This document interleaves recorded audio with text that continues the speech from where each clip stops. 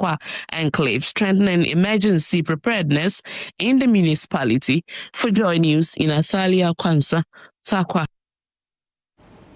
Let's circle back to the Central Region. The Asin-Fosu Municipal Chief Executive Alhaji Baba Gariba Adams says funding has been secured for the government's 24-hour economy market initiative in the municipality. He says the project will create jobs, boost local businesses and improve livelihoods, especially for young people.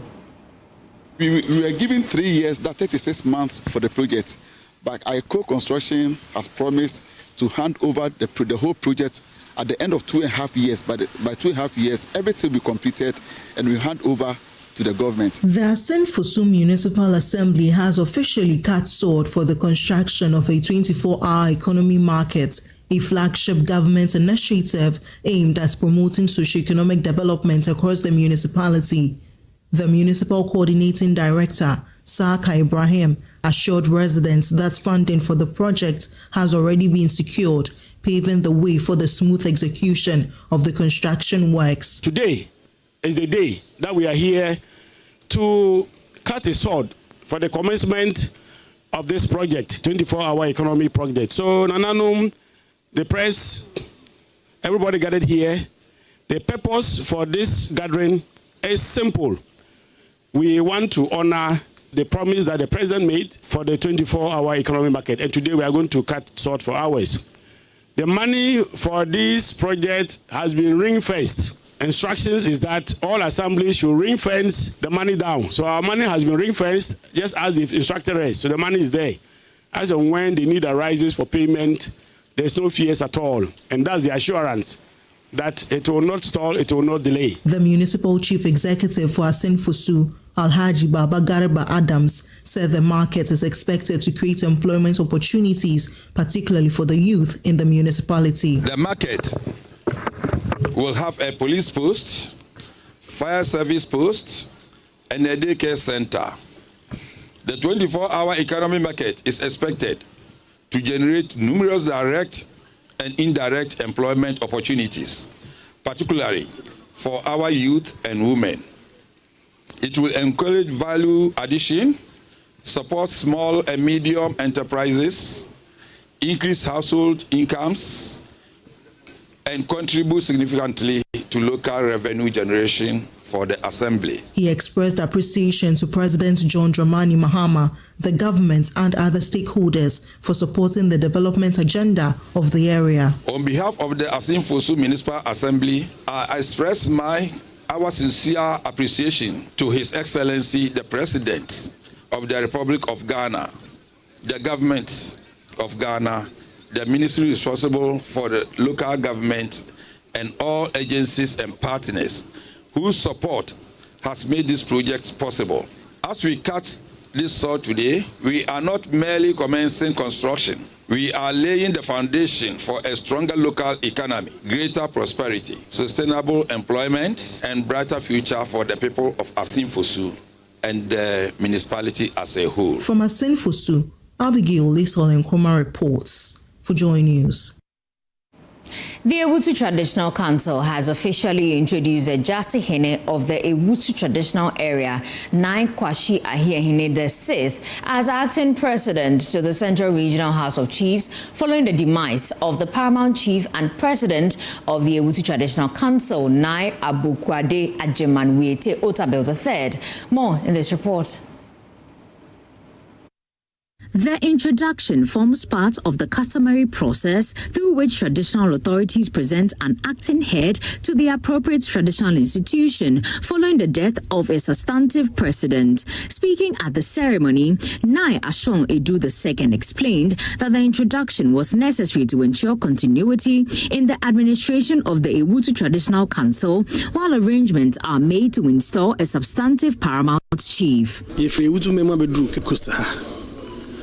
Nantisiyana de namwa yedru ha na pe ni se eye yamahe nai Abukwade Ajemanwete Otabel okwekura na ebra mpenifo ehwe ye kan na nana embaye no yehu se ne chiche nti ne yape obi a obabehwe na ne chi kosise nana ebesan efi ekura enti bibi say ane was say ewutuma nyina any mumpeni for traditional council members yeba ne better the district impeni for our regional House of Chiefs Cape Coast. Apostle Dr. Nai Kwame Krebi Opekuma IV said the introduction of the Jase Hene to the Central Regional House of Chiefs is an important customary requirement that formally recognizes his role as acting president of the Traditional Council.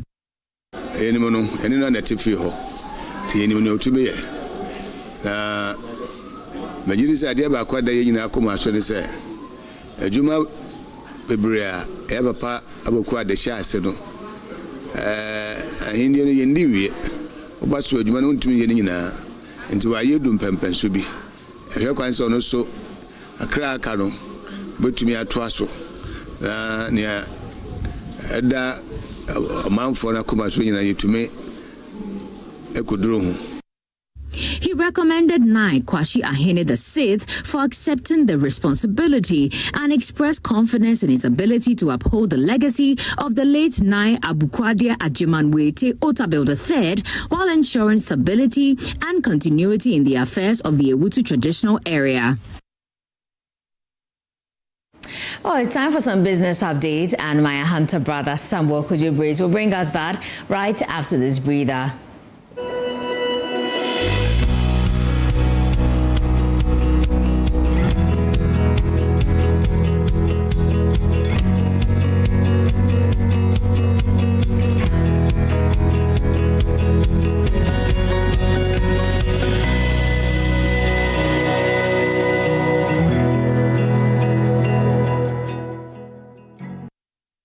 Let's do some business updates now. And the National Petroleum Authority, NPA, has advised consumers to prepare for possible increases in petroleum product prices if government is unable to sustain the current 2 cedis per litre absorption on diesel after the 1-month intervention elapses. The authority says the temporary relief was a fiscal intervention to cushion the public against rising global crude prices. But its continuation will depend on government's fiscal space and international market trends. Abbas Kasunti is the Director of Economic Regulations and Planning at the NPA.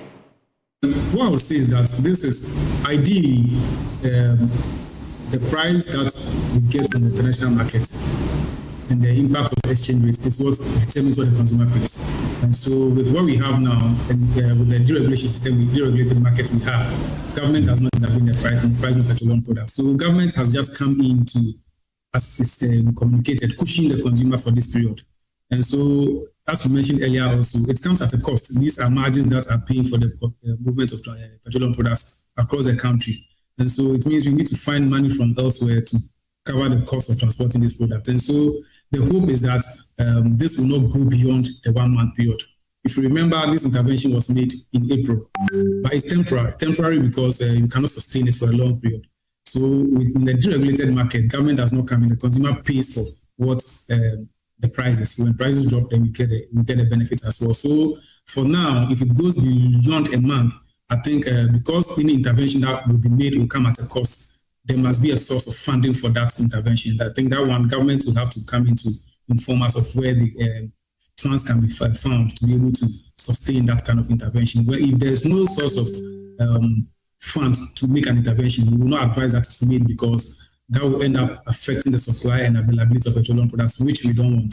So for us, the main objective is to ensure that the products are available for us to consumers to have access to. Then we can talk about the price. So any intervention that will ultimately affect the availability of the petroleum products is not one that I'm sure government itself would like to make. And so we would have to look at the pros and cons of any intervention before it is made. Now, economist Professor Patrick Isuming has urged businesses to avoid panic buying of dollars despite recent depreciation of the cedi. The Bank of Ghana recently injected about $1 million into the economy to shore up liquidity. This follows renewed pressure on the cedi in recent weeks, trading close to 12 cedis to the dollar on the retail market. Speaking to Joy Business, Professor Isuming said while the depreciation is concerning, businesses should not overreact. No, I think we haven't gotten to the point where you don't get a sense that things are out of control. The central bank's reserve position is still extremely strong. and there are still some kind of inflows that we may receive. What we need to appreciate is that we have to get used to a new norm where, yes, you are not going to see 1 week where you see a 10% depreciation and another week where you see a 5% appreciation. So what the central bank has done is to manage to lower those wild swings, and I think that should be enough for us. We shouldn't think that would mean we are in another where you can have one full year where the cedi is, varying within maybe 0.2 or whatever. That's just not realistic. Mm-hmm. And that's it for the business update. Back to you, Denicia. Thank you, Ahanta Pili. My Ahanta brother, Samuel Kujibrace, for bringing us business. Please, how are my boyfriends, Ahanta boyfriends? They are well, oh. Nice. They are well. I think one day, don't be surprised if you see some of them here. Oh, I would love to see some of them. And when they come, you just say, Kedia to them. Kedia, what does that mean? Kedia means, how are you? Oh. Then you respond, they will respond to you more, okay? Okay, so my Ahanta boyfriends, Kedia.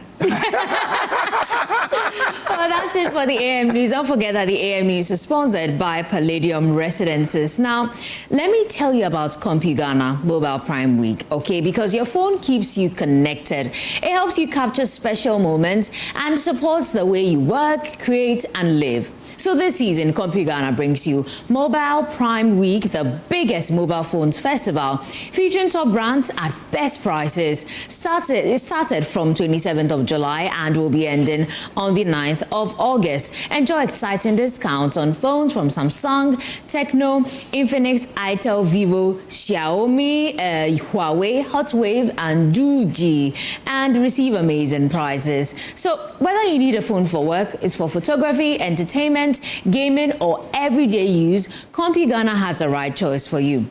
So tell you what, visit any CompuGhana showroom or just shop online at CompuGhana.com, or better still, just call us 0302-752-020 or WhatsApp 0243-143-143 for more information.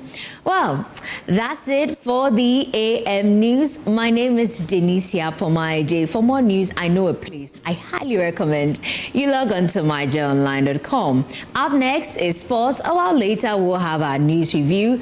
Do have a very lovely Wednesday.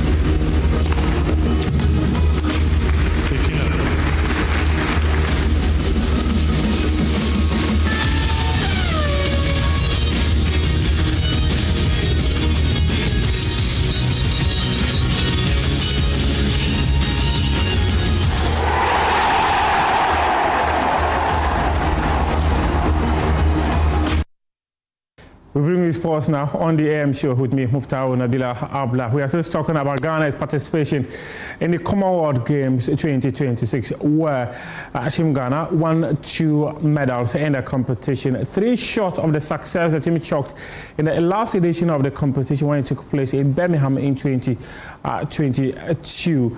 Well, media attaché for Team Ghana in this year's Commonwealth Games is Charles Osei-Asibe, and he says that Team Ghana must work very hard to be able to compete against the best across the globe. If you ask me about my overall assessment, I think that we prepared Team Ghana a contingent of 40 to go into Glasgow to ensure that we represent Ghana quite well and possibly win some medals. We went in there, we were able to bring 2 medals, 1 silver, 1 bronze. If you ask me, I would say we did well, because if you look at the kind of opposition Team Ghana faced and the way things went, generally it's a semi-final performance, and I must commend Team Ghana for the show they put up during Glasgow. It was very inspiring, and it gives me the impression that the future is very, very good. If you say a semi-final performance, how do you come by that assessment? Well, for all the disciplines we entered in, we were able to advance to the next stage or next stages. Boxing, for instance, we had 116 and quarter-final appearance. Athletics, we had semi-finals and final appearances. High jump, we had final appearance. Weightlifting, final appearance. Powerlifting, final appearance, and all. So if you put all together, averagely, Ghana did well. Just that we couldn't win the number of medals as we would have wished. But 1 silver, 1 bronze, Team Ghana did well. If we look at the individual performances, let's talk about boxing. A lot of people were not enthused about how the boxers performed. Remember, other boxers, other countries are coming up strongly. We used to be boxing dominant. Other countries are coming up strongly. You cannot think that you always go and you win in boxing. Remember, the opposition you face every year is different. What we must do is to work harder to ensure that the glory we have enjoyed in boxing, we don't lose it. We must do better than what we did this time. I won't say it was enough. We did our best. I won't say it was enough. The various federations must be responsible for their preparations. We must start preparation 4 years ahead of time. We don't have to wait 3 months into games before we start preparing. Because whatever it is, government will come in to sponsor or support national teams. But at the federation level, we must do more than what we did for these games. We still stay with Charles Osira-Sibe. Post-games, media reports have suggested that 3 Ghanaian athletes have absconded from camp. Well, he says that at the moment, they cannot give an official statement to it because athletes are returning to the country in batches. They will only be able to communicate to Ghanaians whether the entire contingent is back to the country after the last batch of athletes have returned home. GA will make an official statement about that. We haven't spoken about that. What I can say is that our athletes and officials traveled in batches and they are coming home in batches. Until the final team comes, we cannot speak to that. So per sources, they say that the 3 that people are talking about... Until the final team comes, nobody can confirm that. I was with the team. I came last night and the others are coming. Until the final team comes in, I cannot confirm. I am in touch with my people, and we will not speak to that until the final team comes in. Well, you are in touch with them. What did they tell you? The people that people are saying they are not there, are they? Well, I have said nobody is missing because we haven't spoken. Until we speak, I don't think we should make issue or issues out of this. Well, over the weekend, an electronics company, Broom, celebrated some Ghanaian legends for their contribution to the game of football. Reverend Osei Kofi, Ibrahim Sunday. These were players who represented the country in the 1960s and 1970s. Also, Mohamed Polo, who won the African Cup of Nations in 1978, as well as Nioda Tilamte and Dankwe, were the 5 legends selected by the company to celebrate them for their contribution to the game of football in the country. My colleague, Penty Newton-Judo, was there and has details in this report. The event was held at the Lisa Hotel, where Broom Ghana, as part of its World Cup campaign, honored Ghana football legends Nioda Tilamte, Ibrahim Sunday, Dankwe, Mohamed Polo, and Reverend Osei Kofi. Speaking at the event, Broom Global Head of Marketing, Roshanak Tehari, highlighted the importance of the initiative. Our campaign brought together 5 men from different generations of Ghanaian football, each with their own story and their own contribution. But from a Broom perspective, there was another layer to this campaign which was very important for us. Broom itself is evolving. We do not want our relationship with our consumers to be only about or to start and end with an appliance sitting in someone's home. Speaking after the event, Nioda Tilamte expressed his gratitude to Broom Ghana for the recognition. Coming here tonight to witness what they have done. When I look at my right, when I was sitting down, I look at the people sitting there, I don't think they had the right people who are supposed to do this. But at the end of the day, they have done it. And for me, I'm really great that people have seen what I've done for Mother Ghana, and they recognize it, so I'm so happy. Also speaking to Joy Sports, Reverend Osei Kofi reaffirmed his commitment to supporting Ghana football.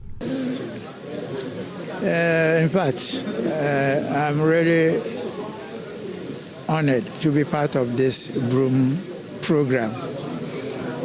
I was thinking this thing should have been done by the government, not a private company, because the Adage says a country that forgets to honor its heroes is not worth dying for. But I'm really surprised for what Broom have done. And this has just brought me back into the football circles again. That what they have done for us, whatever they need in football, that I can give my help, I will do it now, because I backed up that I wouldn't even follow football again. But what these people have done for us. Marketing manager of Broom Ghana, Erikia Entry, promised more initiatives like this in the future. Honest Legends, actually. This is the maiden edition, which is the honoring the football legends. There's more to come. This is a campaign that we are going to run across industries, not even just football, but across all the industries, celebrating people who have achieved greatness and honoring them, making them feel like they are celebrated. So definitely there will be partnerships with, all key institutions to honor more legends of different industries. Broom presented each of the 5 legends with a 4K smart television and a refrigerator in recognition of their immense contribution to Ghana football. Reporting for Joy Sports, Benty Jijo, Alisa Hotel, Accra. Let's talk some unicycling now. In the last 4 or 5 years, a young man from the Northeast region, Trehan Mambora, American-born Ghanaian, has represented the country at the World Unicycling Championships. And in this year's event, which took place in Austria, he claimed a silver medal after finishing second in the competition. He's been speaking to Joy Sports, where he says that one of the things that motivates him to continue to represent the country at a global stage is because of the hospitality of Ghanaians. Hello Ghana, I just won the silver medal in unicycle flatland, and so it's so exciting. It's been something I've been wanting to do for 4 years now, and so it's really cool to finally reach that point and to be able to bring Ghana to the world stage. What keeps me motivated is always pushing myself to learn new things, using my God-given skills to expand the sport of unicycling, and it's also motivating just knowing that Mamprugu is behind me and supporting me all the way through this. The journey has been so much fun. I learned how to ride in 2020. And then a few years after that, I started learning tricks. And I was one of the only riders in Ghana. And I taught some of my friends how to ride. And so we were just a few. And then we started the Mamprugu Unicycle Club. And we had many riders after just a few years. My first Unicycle World Championships were 4 years ago in 2022. And so since then, I've just kept improving.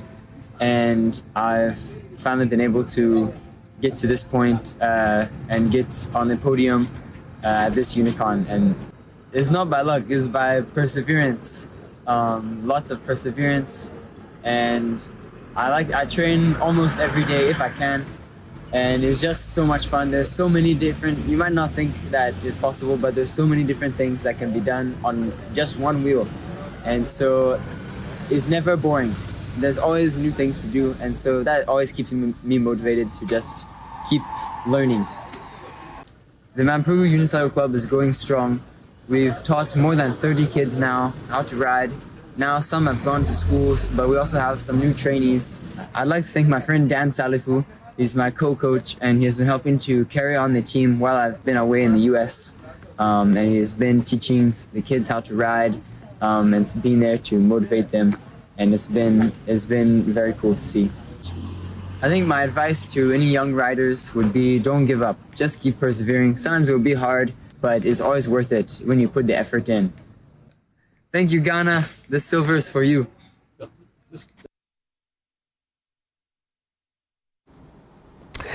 Now, let's bring you highlights of some of the matches that were played in the Women's African Cup of Nations. But before that, just to announce that Côte d'Ivoire, they have parted company with their head coach, Ahmed Faye, and they've reappointed Hervé Renard, who led them to win the African Cup of Nations in 2015 when they won it via penalty shootout against Ghana about 11 years ago. He's making a second stint with the Elephants. Now, I'll take you to Casablanca and bring you highlights of some of the matches that were played in the Women's African Cup of Nations, where South Africa secured a 1-0 victory over Burkina Faso, while Côte d'Ivoire defeated Tanzania by 2-1.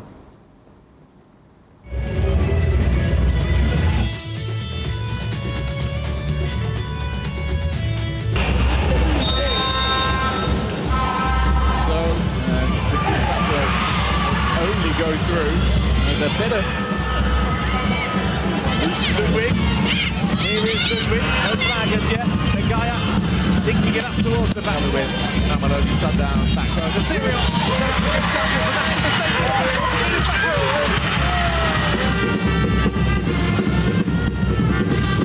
Swung in deep and out comes the Bill Group. They need a win tonight. And they find the scoring here. Oh! Cesare. Lalo. Space out on the right-hand side for Fikile Magama. Kicking into the middle. And Katlana is in behind. One chance, one goal. And South Africa lead in a game they have to win. And that is the start they wanted. Just 21 minutes on the clock. Trying to set Katlana away and look at the pace as she goes through Mamalepe in the middle. Oh, she played it across the area. There was no one there, and then threw out her arms as if to say, where were you?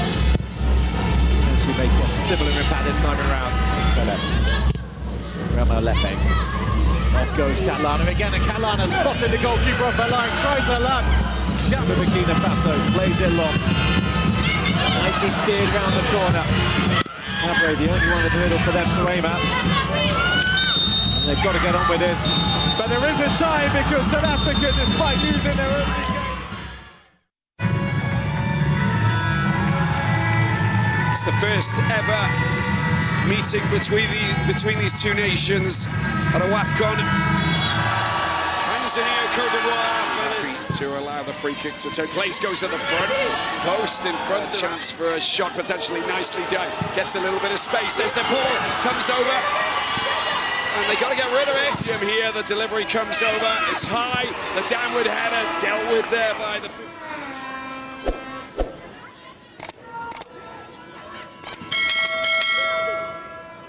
And there's a chance for a shot. A great goal. Sumptuous shot. Great goal. Ouedraogo. And the Côte d'Ivoire, Casablanca. They got to go for it. We will. Well, just Shrika. Oh, that's a great ball. They've split open the defence with Ouedraogo. She tried to open up. Katunzi. It goes, nearly in. Steps up. Conan takes Abbas the wrong way to make it 2-0 for the Côte d'Ivoire. And the joy of these elephants reaches the next level. Gets the ball on the front post. A chance for a shot. Ouedraogo puts it on her left foot. Keeps her in hand. It's been set up. A driver comes through and a magnificent. Casablanca unable to go. Wako Vizuri. There's Ouedraogo, that challenge. Turkey-based player steps up. Right foot, slots it into the corner, and a fantastic goal it is for the Twiga Stars. That's the final whistle, yes it is.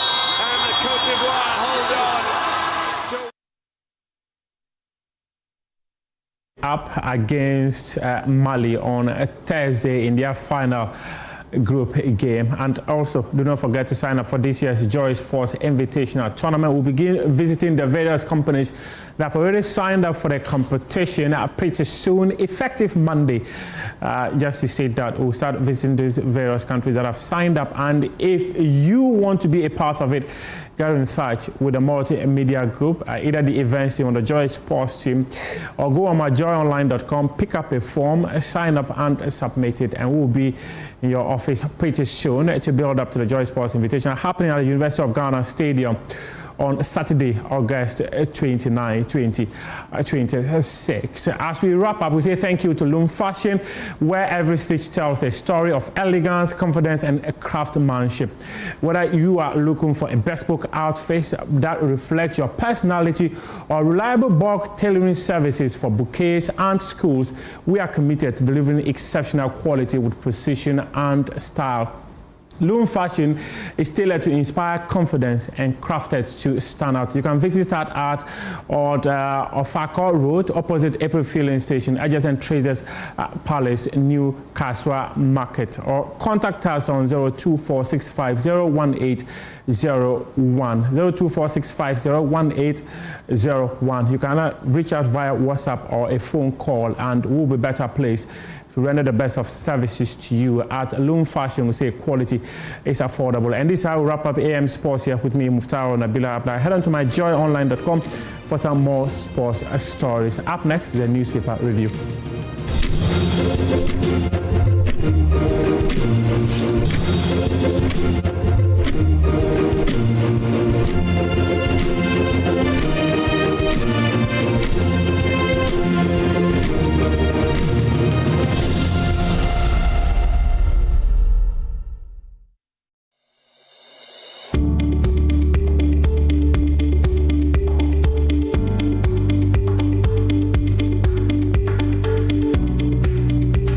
When news breaks, there's no pause button.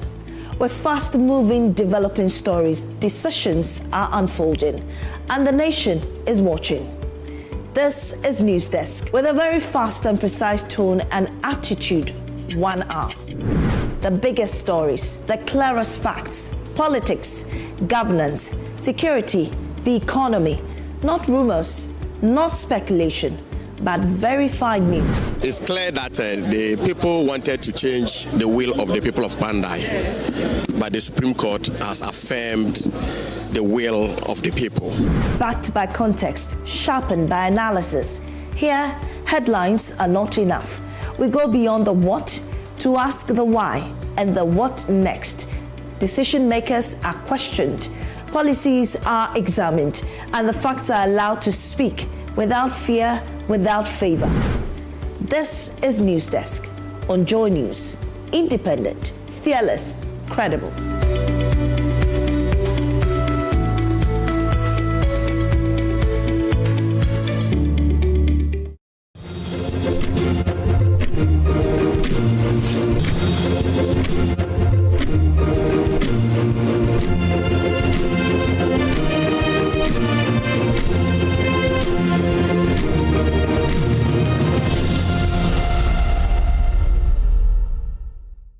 All right, welcome back to the show. This is the AM show from now to 10. Be our guest and let's serve you breakfast. But let's now delve into the news review segment.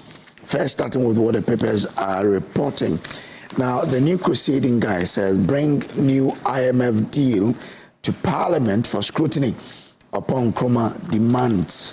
So that says the minority asking the government to present the deal they have with the International Monetary Fund for Parliament to scrutinize.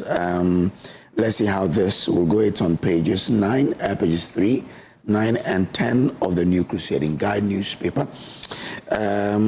Court declines conviction of G Resources directors, says main gold dispute must be decided at trial. Okay. Faris family accuses Upper West Akim DC police commander of intimidation. MYDE DTI tackles skills gap, partnership to equip youth with practical industry. Okay, so that is that from the New Crusading Guide. This one says, let's build Ashanti region for Baumia's victory. That's a story on the in the New Crusading Guide as well. All right, Insight newspaper. Court declines to jail JG Resources directors insists gold dispute must be decided at trial. Okay. Now, has the ECO truly matured? That's ECHO. Okay. Now, Adamu's lawyers write to New Republic editor over publication against its CEO, warn of court action. You remember yesterday we brought you a story in the Republic where the Adamus Resources CEO, Angela List, was accused or was described as a Galamsey queen in the Nzima area. It's at the back of that the Adamus lawyers are writing to the New Republic editor over that publication, and they're warning of a possible court action. Now, on the same paper, Kwabena Japan says Ghana must be re-engineered back to prosperity. Okay. He's urging Ghanaians to embrace integrity, discipline, and purposeful leadership to restore the country's prosperity. That's it there. The Ghanaian publisher, no 200 million Ghana cedis missing at gold board. CEO sets record straight. Yesterday, one of the papers reported of this missing money, but the CEO, Sami Jemfi, is saying that there's no 200 million cedis reportedly missing at gold board. Now, Accra Kumasi Road, minority demands urgent action. Now, the minority says, or the story says, the minority caucus in Parliament has called on the government to urgently complete ongoing works on the Accra-Kumasi Highway following a devastating Accra-Kumasi Highway accident that has reportedly claimed 3 lives. And the fatal multi-vehicle collision occurred on Monday, August 3, 2026 at the Brimso Bridge along the Kumasi-Accra Highway, leaving several others injured. In a press statement issued on Tuesday, August 4, and signed by Kennedy Onyako, ranking member on the Roads and Transport Committee, the minority expressed profound sorrow over the tragedy and extended its condolences to the bereaved families. The caucus also sympathized. Okay. Now, they said the latest accident is a painful reminder of the long-standing safety challenges confronting one of Ghana's most important transport corridors. So they're urging government to complete that particular. The MPP government started some bypasses. They are urging the government to complete that to sort of reduce these accidents that occur on the road. Public office bribery rises in 2025. Ghana Statistical Service, and that's on the table this morning. Economy strains after IMF exits, according to Dr. Gideon Boako. That's also a story on page 3 of the Ghanaian publisher. The Investor News Guide, flawed leases missing 10%, how Ghana's mining deals bypass oversight. That's the story on the Investor News Guide. Now, RTI exemptions bar release of NLA KGL report to media, political strategist opines. NPA to absorb 2 cedis per litre of diesel following presidential directive, and cocoa board reform strengthening Ghana's cocoa value chain and de-risk agricultural investments. At the back page of the Investor News Guide, rising heat alters malaria risk as Ghana's $150 million sanitation failure threatens public health. Taxpayers bear the burden as state support for ECG reaches 38 billion cedis. And cybercrime risk signal need for stronger digital security investment in African fintech. That's from the Investor News Guide. Daily Guide newspaper, Ministry DTI to build industry-ready workforce. Bribery surge at public offices over 1,000 cedis payment hits 9.1%, Ghana Statistical Service. 4 arrested for 94,530 gold robbery. Okay. And dynamite explosion kills 4 at Aboso. AG Ghana Executive Presbytery visits the Gambia. So those are the stories in the Daily Guide newspaper. Well, before I introduce to you my guests, let's bring you how the weather will be for today. Watch this from the Ghana Met.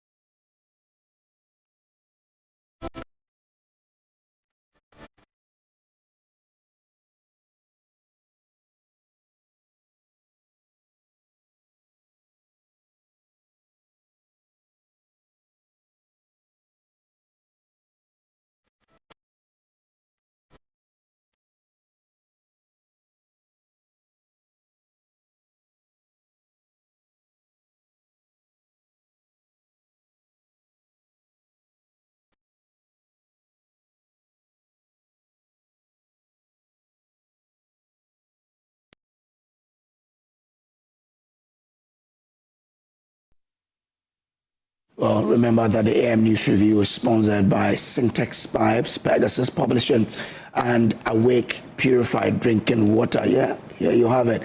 Now, my guest are Phil Money, former president, Ghana Journalists Association. Good morning, sir. All good? The grace is plentiful. Okay. We also have Don Kofu-Seni, Deputy Director General, National Service Authority. Very big. Good morning, sir. The stress He's a very big man. The stress He's a very big man. Good morning. He's just a small boy trying to work for Ghana. Very big man. I beg you. Okay. Now we all know. Yeah. So we know how to treat Don Kofu-Seni. Small in size, but he. Okay. Okay. All right. Awal Mohammed is a member of the MPP's Communications Directorate. Awal, good morning. Good morning. Oh, good. Yeah, potentially big. It's potentially big. Future NYA Director General. Okay. Dr. Kwame Asante is a political scientist and a lecturer at the University of Ghana. Doc, good morning to you. Good morning, sir. Oh, good well. morning to my seniors in the studio. Of course, good morning to Ghanaians. Okay. All right, let's start from the BEC results coming under scrutiny, because the Ghana National Association of Private Schools is raising red flags on credibility of results. And a bit of the story would be speaking to WAEC as well to get some more details. Now, the association is reporting that some schools across the country suggest, or reports from some schools across the country suggest, discrepancies between students' demonstrated abilities during examinations and the grades they eventually received, particularly in the core subject. And I was asking, how do you determine students' abilities during exams when that is the exams that they've been examined on? But they go on to say that candidates allegedly received grades in subjects they neither registered for nor sat, while obtaining poor grades in subjects they actually wrote. And there's a quote from them. It says, "We are concerned with a variety of complaints coming from our members across the country. These include results that do not appear to match the standard and capabilities students demonstrated during the examination period," unquote. Now they again say, "We believe these and many other concerns point to credibility issues with the results. We urge all authorities involved to thoroughly review the marking and scoring processes and correct any mishaps that may have occurred," unquote again. Now this is because they say that, and they cited one case in the Volta region where a student who registered for one set of subjects reportedly received grades for different subjects that were never taken, while obtaining a low grade in the subject actually written. So what is really happening here? The association also questioned the comparative low pass rate recorded by many private schools this year, arguing that it does not reflect the sector's long-standing academic performance. So they brought in their own history. What do we know them for? How has been have been their performances over the years? And they are alluding to the fact that if you look at their performances historically, this does not represent what they stand for. According to NAPS, private schools have consistently excelled in national examinations and have earned recognitions for academic excellence, making this year's outcome particularly surprising. The association stressed that it is not suggesting any deliberate attempt to disadvantage private schools, but warned that unresolved concerns could undermine confidence in the examination system. Okay, let me come into my studio. We'll be waiting for John Kapi to join us, but even before, let me start with Dr. Asa Asante. He's joining us on Zoom. Doc, you've listened to the concerns by private schools. Okay, I think we have John Kapi on the phone now. Do you have? Okay, let's bring in Dr. Kwame Asante. Doc, so listening to the concerns private schools have, citing their own historical performances and looking at what is happening today, where a student gets grades in subject he never registered for and getting low grades in what he sat for, do they or are their concerns justified? Yeah, could you? I think there is a yes and no to your question. Okay. Yes, if you look at the fact that people did not register for a course and then they have grades for that, then there's a technical hitch there. Something went wrong and they need to correct that. On that score, I will not blame them. I would rather believe that their concern is justified relative to what we are talking about. Okay. So because there's no way that a paper you have not registered for and you did not sit for that paper, at the end of the day, you are going to get scores for that. That is problematic, and there is something wrong in that regard. The other issue that they seem to bring their history to bear, that they are known for, good performance and the rest of them, that cannot be accepted by any human being. Because you can have a good history, but this is the tipping point for you. Now, maybe standards are falling, and that you can say that, my people have always been passing with distinction. So it is normal that this time around, business as usual, they will pass. No. Then it tells you that something went wrong. It could also be the fact that, yes, it's a genuine thing, something went wrong. That is why your people are not, making it. Yes, that's why investigation is important. But that argument has two sides. So they can't bank their hopes on that and say that their history is something that we should use to gauge their conduct all the time. Look at schools, the big schools all over the world. At a point in time, they fizzle out and others take place. That is how it is. The other issue, you did not say, but I listened some of the news items in other networks. They spoke to the effect that they believe that some marks, those examiners mark their students down in a certain way, and they were crying foul about that. My question is, how did they know this? Have they seen the marking scheme and all that? And I was wondering, how can an examiner who has a marking scheme in his hand, marking script and saying that, look, because you come from private school, I'm going to make sure that I mark you down and you are going to fail. I mean, it doesn't happen anyway. Because examinations are such that when people are dissatisfied with their results, they have the right to ask for remark. And then when they go into that, you'll be exposed. It's all over up to university. People can challenge the results, and then they give it to other people to assess. And at the end of the day, whatever will come out from the assessors will become the story of the day. And that argument, I don't buy that. But I believe that what they have said, some of them, there's merit in that. And I will urge WAEC and then all the stakeholders to look into the matter so that it will be resolved once and for all. The issue of some papers which are being cancelled and some withheld and the rest of them, it's a story. And I don't want to know and I don't want to hear this.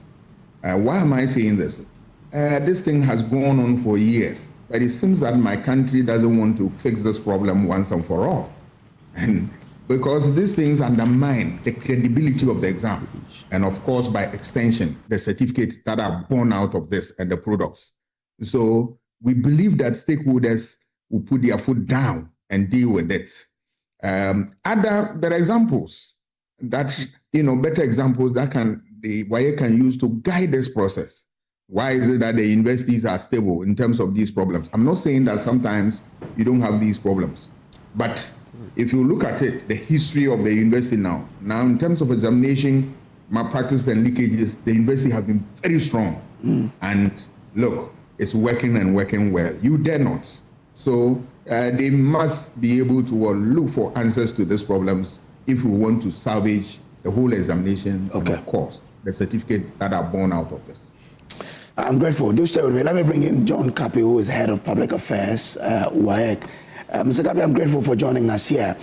Now, I'm sure you've heard from the NAPs who are alleging that, the results they got this year is not a representation of what they stand or what their performances have been over the years.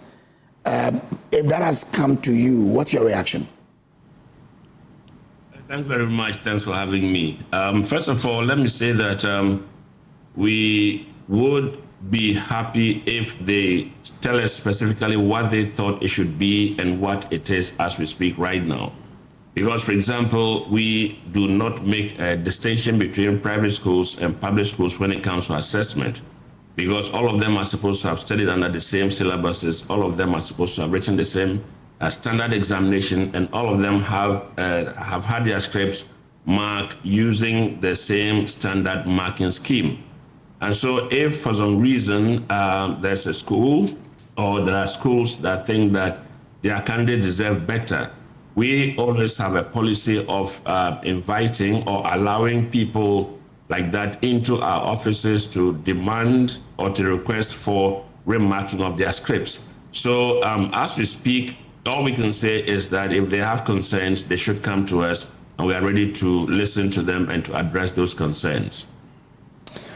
But what explains a student getting results for subject he never sat for? That's strange, because it is not something that we have I've not even heard seen or heard. I just heard it for the first time. And I need to find out if I had the opportunity to see the said results, I would be able to speak to that particular issue. But it is strange, as I said, that anybody gets a grade. It's not something that happens. But I'm sure you've also seen the results. From what they are saying, what is the performance like this year for private schools, for example? As I said earlier, we do not make a distinction between private schools and public schools. I'm surprised. No, what happens is that we have, the entire candidates that are writing the examination for a particular year. And even for the examiners who are marking the scripts, they can't tell which one is a private school and which one is a public school. And so when people make allegations that we have probably set aside private schools for, negative treatment, that is quite strange. It's difficult to understand. But the point is that we don't make that distinction, and therefore it will be difficult for me as I sit here to say that private schools perform this way and public schools perform that way. So if they come to you and there's a genuine reason, or there are genuine reasons for their performances that you need to do something about, is there a possibility for WAEC to do that? Absolutely. That is why when the results come out at the beginning, we term them as provisional, because there could be issues that candidates will raise, and these issues should be corrected as early as possible. So we give them a period of time within which they can come in, put in their requests, and certainly we would attend to them appropriately. So for the private schools who are listening, what period do they have from now? Say again? What period do they have, the private schools who have issues? Or they have from now on to, within 3 months, by which time we are ready to print the certificates. So from now until probably the end of October, they should be able to put in these requests, and we are ready to attend to them. Okay, all right. But have they written to you to express these concerns? Because they've been to the media. Have they written to you? Not that I've seen. We have not received any formal request or formal complaint from the private schools. All we've heard about these problems are the things that have come in social media and whatever they have come to the media to talk about. Okay. So the answer to the association questioning the comparatively low pass rate recorded by many private schools this year is that you do not know why? Well, you see, there's a need for us to take a holistic look at the process of examining these candidates and marking and producing the results or releasing the results. First of all, it's important for these schools to understand the grading system that is used. If, for example, you have a private school, I'm not too sure what the populations are, but I'm sure that they probably will have about 90 candidates per school or 100 or whatever. I would not be able to tell. But then if, for example, you have 2, 3, 4 candidates who are the best in your school, and you think that they should be able to score ones in all their subjects, remember that when it comes to the grading system, the entire population or the entire BEC candidates who have written the exam are considered one cohort. And it is the state 9 grading system that is being used to grade them. And so if, for example, I'm the best in school A, I'm going to pitch my strength against the best candidate in school B. And it is possible that the candidate in school B will perform better than I would do, know. And so if we look at the grading system and we understand the way it works and the fact that, we would have these best candidates in one school competing against other best candidates from another school, then we'll begin to understand the fact that they may not receive the same results as they may have received in school.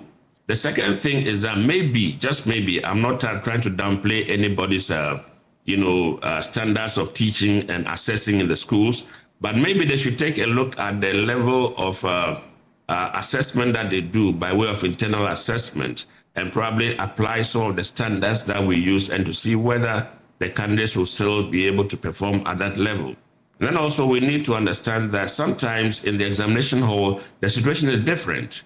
Your comfort zone that enables you to write certain responses in a certain way may not be the same as they would be when you get into the final examination. A lot of factors come to play. Yeah. But I think that the very issue that WAEC deliberately decides to award low grades to private schools, I do not agree with. Okay. But can you give us the overall pass percentage this year? Unfortunately, we do not usually put out the performance per year because of the state 9 grading system that we use. We do not compare year in, year out. But we're still waiting to have the chief examiner's report, and that will tell us the level of performance of the candidates, where their strengths are and where their weaknesses are. Okay, so we don't have the overall percentage for the year? No, we don't have that. Okay.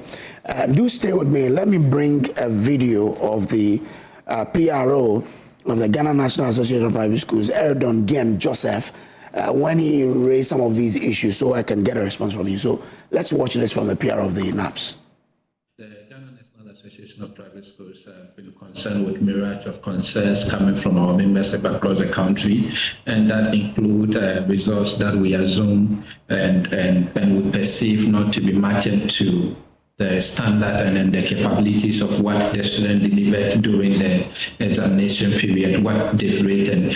And just like the instance you mentioned, just imagine an instance where a student registered for 3 in Volta region and the examination results come, then the student rather had ever 3 in ever that C did not register or sit for, then we have 3 that the fellow actually registers and sat for, get to have 7 in that. We believe that all these and other many concerns are concerns of serious indication that there are credibility issues with the results, and we hope and urge all authorities involved to really consider their credibility level and rectify whatever concerns or whatever mishap that might have happened during the marking or scoring processes. We've all seen the performances of various private school children across the country, even our wards in our homes, comparing that to public institutions or public school children. We know the benchmark that they carry, and we know the results that they merit. And so to check the proportionate passing rate of private schools this year, then you compare that to the public, then you check genuine concerns from individual students who have sat for the examination, just like I mentioned earlier. It is concerning. It is indeed concerning. We don't want to believe there is anything deliberate or anything that is intended to disadvantage private school children. I mean, let me shock you that the private school sector in Ghana represents about 49% of established school establishment across the country. And so we largely are augmenting government's inability to provide education across the country, and we are supporting education largely. And so when some of these things come, it discourages the operators of private schools, it discourages parents, and it equally demoralizes the spirit of students who sit for examinations in various private schools. So that is the PRO for NAPS there, speaking to us earlier. That's Eridon Joseph there. Mr. Kapi, I'm sure you heard him there. Yes, I did. Okay, great. So give us your response. So first of all, he talks about the standard delivered by the candidates and making the assertion that the results of the what do you call the candidates, or the results that we come out with do not match the standard delivered. I guess that he is not in a position to tell anybody what the standard is. Even as I sit here, or even my head of national office, respectfully, would not be able to tell us what the standards have been. We have people who are marking these examinations, these examination papers. And so they are the ones who, using the standard marking schemes that we have, are able to tell whether a candidate deserves this mark or that mark. Now he talks about a candidate that probably registered for 3 in the Volta region and receives, a grade 4 ever instead of 3. That is strange, and I've not seen it. I would find out how it happened. If they can provide for us that information, we'll go into our system and find out. I think that if there are complaints, even before we talk about credibility, it's important for us to be able to ascertain that indeed whatever allegations we are making are, authentic before we even begin to think about credibility issues. Because to have just one complaint or 2, and then use that as a basis to judge the credibility of an institution like WAEC, I beg to differ. And I'm sure that they should, find a way of, presenting their issues rather than use words of this nature. Would you like to reach out to them? Well, certainly. We are preparing to meet the press, to explain the processes we go through, the grading system that we use, just so that the public or the world understands that this is what we do, and therefore there is no, foul play anywhere, or that maybe WAEC deliberately looks out for private schools to shortchange them. Okay. All right, Mr. Kapi, I'm grateful to you. We'll look forward to, the engagement that will come later on.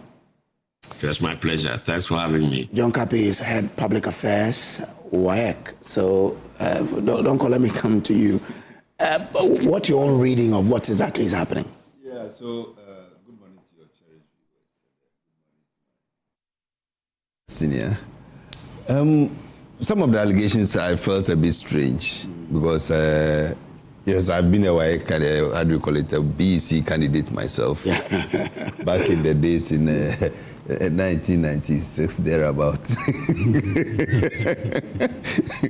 So, at least we've all been through it, and our children are going through it. But this is the first time I'm actually hearing this. Because even days of WAEC dealing with analog paper system, they're one of the institutions with such an accurate kind of data management and system management. So I was very shocked to hear that particular allegation that somebody sat for a completely different subject and was graded on that would be very, very strange.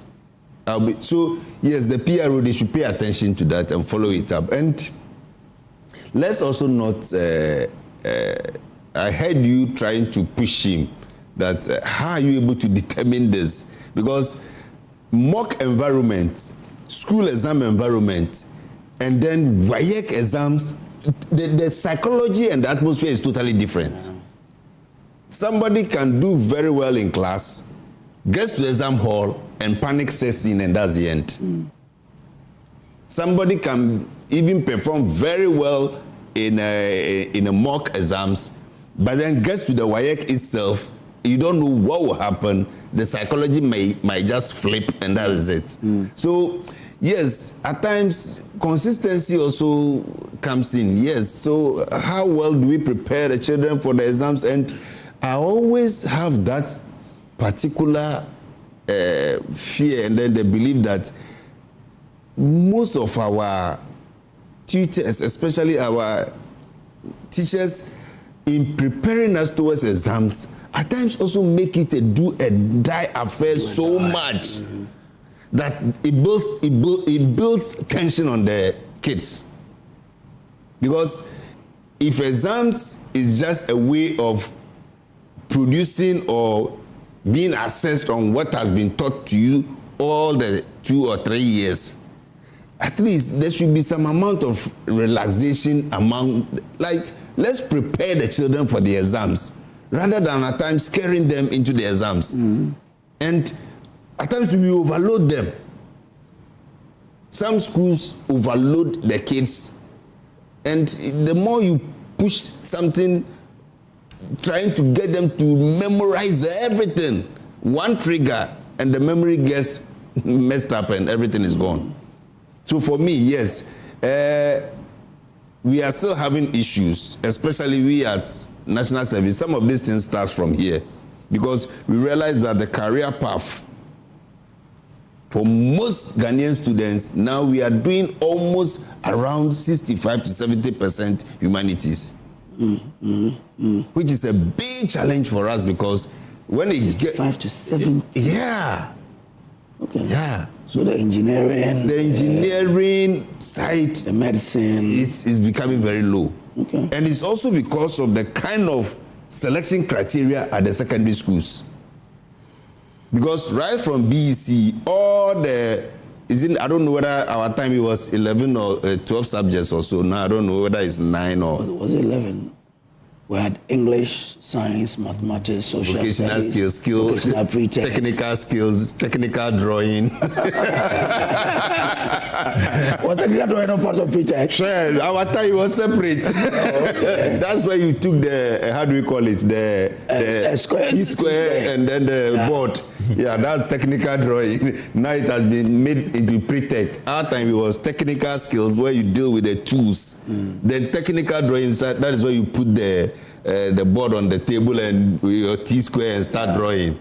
So, yeah, so all the people who get the 12 ones or the 9 ones, and those, they are the people that the secondary school, whether the kid likes it or not, you are doing science.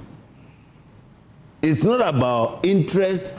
You don't have a say to say, oh, listen, I got 12 ones, but I want to do geography. No, but it's not about how we have also gone about the education. That is why I'm talking about the stereotyping. I did agric in the senior high school. Now, this is the funny thing that happened. When I went to school, I was admitted to read agric. I go to school, and in the orientation, my friends tell me, oh, Kojo, Becca Camponchedo. And then peer pressure. Being that, and then finally I joined them. So at the orientation, you had to write your name in the class. Yeah. So I wrote my name in the arts class. Just imagine. So I began pursuing arts, economics, government, geography, elective maths. Yeah, that's the classy one. And yes.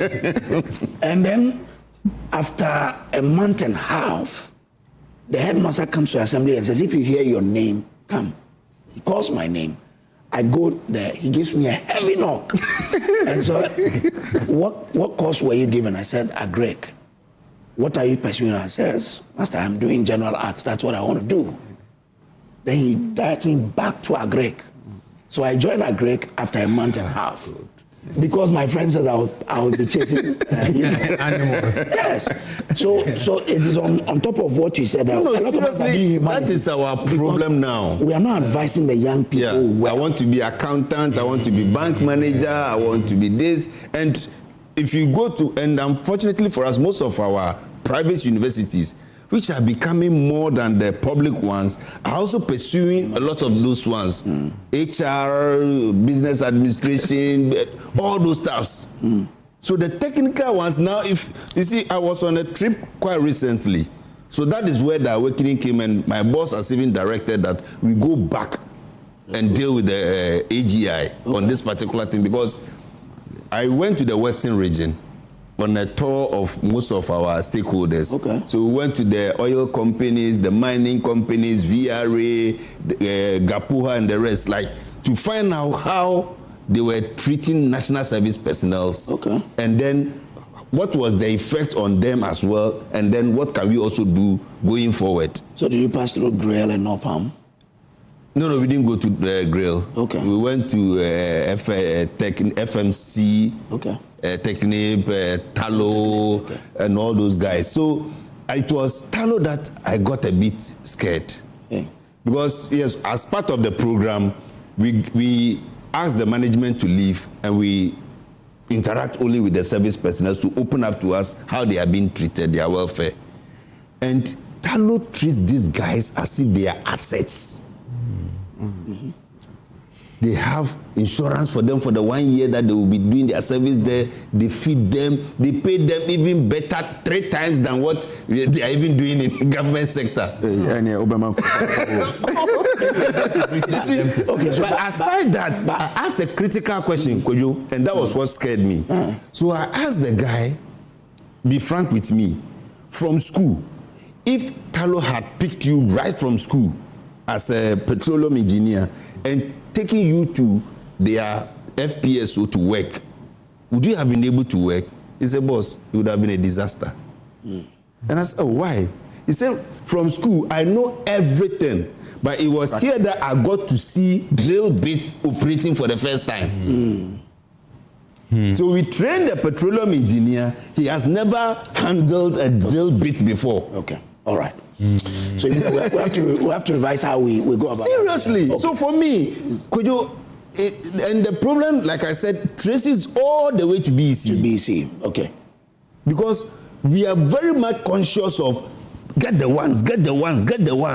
But the handiness of the child is not being looked at. Okay. Preparing the child for the next level. Okay, you are very good. You are orator. Okay. You can be good when it comes to communication. Let's prepare you for something like this. Okay. I always say my story that you are landing for me. Yes. I was preparing myself to be a medical doctor because in my family we don't have 1 year. I also had the same dream. Then I started secondary school. I was even doing pure science. Okay. Yeah. Until one vacation, I went back to the north, and there was a cutlass wound. And I saw blood oozing out. Then I started developing goosebumps. I said, that didn't happen. Then when I went to College of Health, Kintampo, obstetric, how do we call it, practicals, I ran out. I couldn't face the pregnant woman. Then the last one that made me give up was hernia operation. The moment they opened up, I collapsed.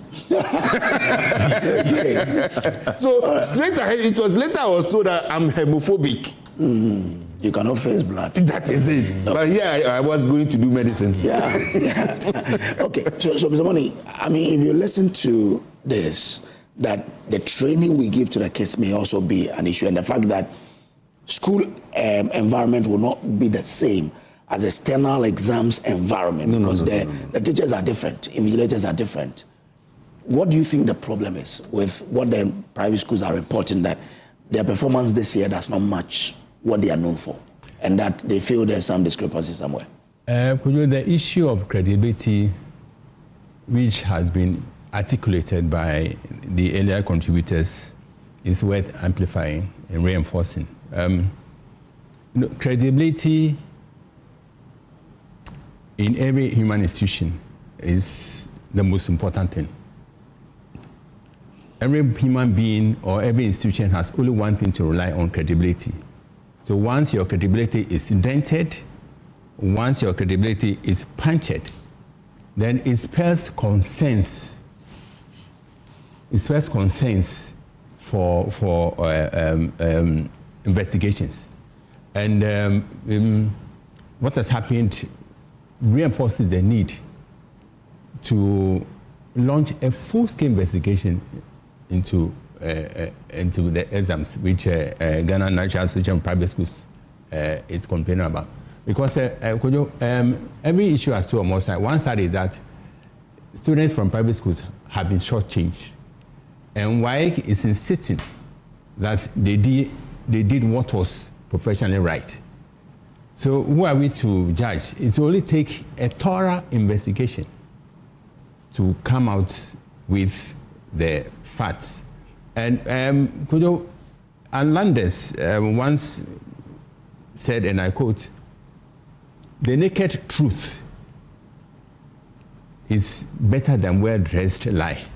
Okay. And the naked truth, Kojo, is that students from private institutions, are better when it comes to grades, because they have a history. They have a history of producing the best of candidates. The naked truth is that, Kojo, such students some of them are precociously talented. Others are probably brilliant. But it's one thing being brilliant, and another thing going to an exams hall. And passing. Yeah. Or passing with brilliant colors, as we say. Exactly. Kojo, I use myself as an example. I was one of the best students at Gemura. From Site 2, I went to Evans Mensah primary school in Mena. I topped the class, went to common entrance. I went to Agri Memorial School, I topped the class. And Kojo, and those days, the best students, first 10 students were compelled to do science. Kojo, I was compelled to do science. And during the science examination, chemistry practicals, I fell ill, and that affected my grades. So I said no. It was infradig. It was inconsistent with my academic credentials for me to rewrite the chemistry exam. So I straight launched into journalism, and I haven't regretted practicing the best of professions in this world. It is said that journalism is the best profession in this world. The best profession, Kojo, is not medicine. It's not politics. Yeah. It is not. I agree. The best profession, Kojo, you will testify. The best profession is journalism. So, Kojo, back to WAEC. WAEC is an human institution. And like all human institutions, perfection is an impossible goal. But this mitigating factor, Kojo, is no excuse for any human being, for any WAEC official to shortchange students. And we are not concluding. But you heard John Kapi there say it is even difficult for you to know this is coming from private school, public school. So can there be a deliberate attempt to sabotage people?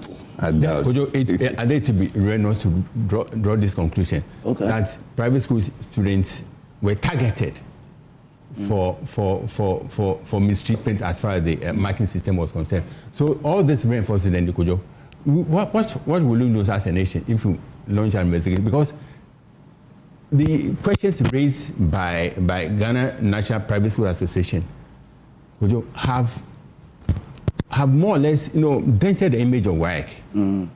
This is not to say that WAEC actually committed the allegations. So we lose nothing if at least some experts are put together to go into this issue and come out with a report, which will clear once and for all. Okay, all right. Yeah. Yes, I think, Kojo, if you listen to the private schools, all the issues they are raising, they are not new, except one, the grading anomalies. The reason it is more pronounced right now is that there is a change in how selection is done. In the past, when we all completed junior high school, before you even go to write the exams, you will have to choose the schools months before you write the exams. Unfortunately, later, after exams, you go and choose again. Now, there is a change. And the change is that you have to wait for the results to come. And it started this year.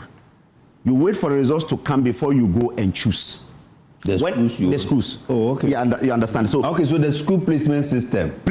Oh, okay. You understand. Initially, you choose three before you go and write. Before you go and write. That's true. Now it changed to you write the exams, then you go and choose. Yeah. Now this year, the Ministry of Education have also changed it. Now you will have to wait for the results before you go back to the school to choose. And they have 1 week window to do that. Can't you choose online? No, you can't. It's online, but you have to go to the school. Yeah. Now what I am seeing is that now the parents are back to the schools and are complaining about their children. That my child who used to place first and second is now is not able to even go to category A or so. So I think the complaints is coming from the parents, and the private schools will have to also escalate it for them to know that indeed they have not done, it's not coming from them, but it's coming from WAEC and so on. I still share in what Mr. Afelmori said, that let's launch an investigation so that we will know. But these anomalies will affect some of the students, because if indeed it is true that someone who sat for Chi had a different grade, it means within this period, how can he get school placement? Because you see, they have up to this Friday, to finish the selection of the 8 schools that they are supposed to choose. Now, it may affect his results. Maybe he sat for Chi and was expecting an A in Chi, but had a D or in Ever. So it means he will not be able to choose category A school. But the grade is based on the best 6, right? For BC, no, it has changed. Yes, the best 6, but they will look at English, Maths first. Then they will you choose 4. Then they will grade you with them. That's what I'm saying. That. But is it not also strange? Sorry to cut him, but is it not a bit strange that voter region and he registered for Chi? It's not. No, I'm just trying to get the confusion. Yeah, it's not, because you see, usually where you are and the language you are good at. But again, his question is right, because if you are in a voter region and in a school, you are learning, they are teaching all of you ever. Yeah. And in registering, I would wonder why one student would pick Chi. You get it? You see, for example, my first girl, who probably will be writing soon, is in a school where they are learning Fanti. Because the Hunter, we've not started, even though they have accepted it, we're now starting it. So she is doing Fanti. I wonder why she will register and choose a Hunter when she's not learning a Hunter in the school. Yes, I think that is why I share with what John Kapi said. We need to investigate it seriously. It is strange for them that indeed the person sits like. But you see, because it's a human institution, and they are dealing with 620,000 students. So definitely these are things that, but they should do it within this period, I just don't want them to be complaining. I believe that they are complaining because the parents are complaining. The parents are affecting business. You understand? Private schools is pure business. If I sent my children to schools that I am paying 10,000, 15,000, then the students, after everything, now I go back to the school and my child can only choose category C and B schools, I'll believe it. And the schools will have to also come out to tell people that no, it's not our fault. It is the fault of WAEC and so on. I just don't want to believe what WAEC is saying, neither what they are saying. But I believe that within this period, if they are able to really fix all these anomalies, it will help. They should send the complaint, as the minister has said, send it to the minister. They do it within this period so that at least they will correct the mistakes in some of the gradings. Okay, all right. Thank you very much. Dr. Asante, I don't know if you have anything you want to add now before I move on. Dr. Asante, are you still there? Okay, let's make progress here. Now, government officials increasingly demand unofficial payments from citizens seeking public services in the second half. Government officials, these guys. Just government officials. Hey, okay. I get No, because I remember vividly. But they are still in government. No, but the point is the statistics service said public officials. And you see, there's that strange thing. The moment you say government officials, everybody starts looking at me with the government official one.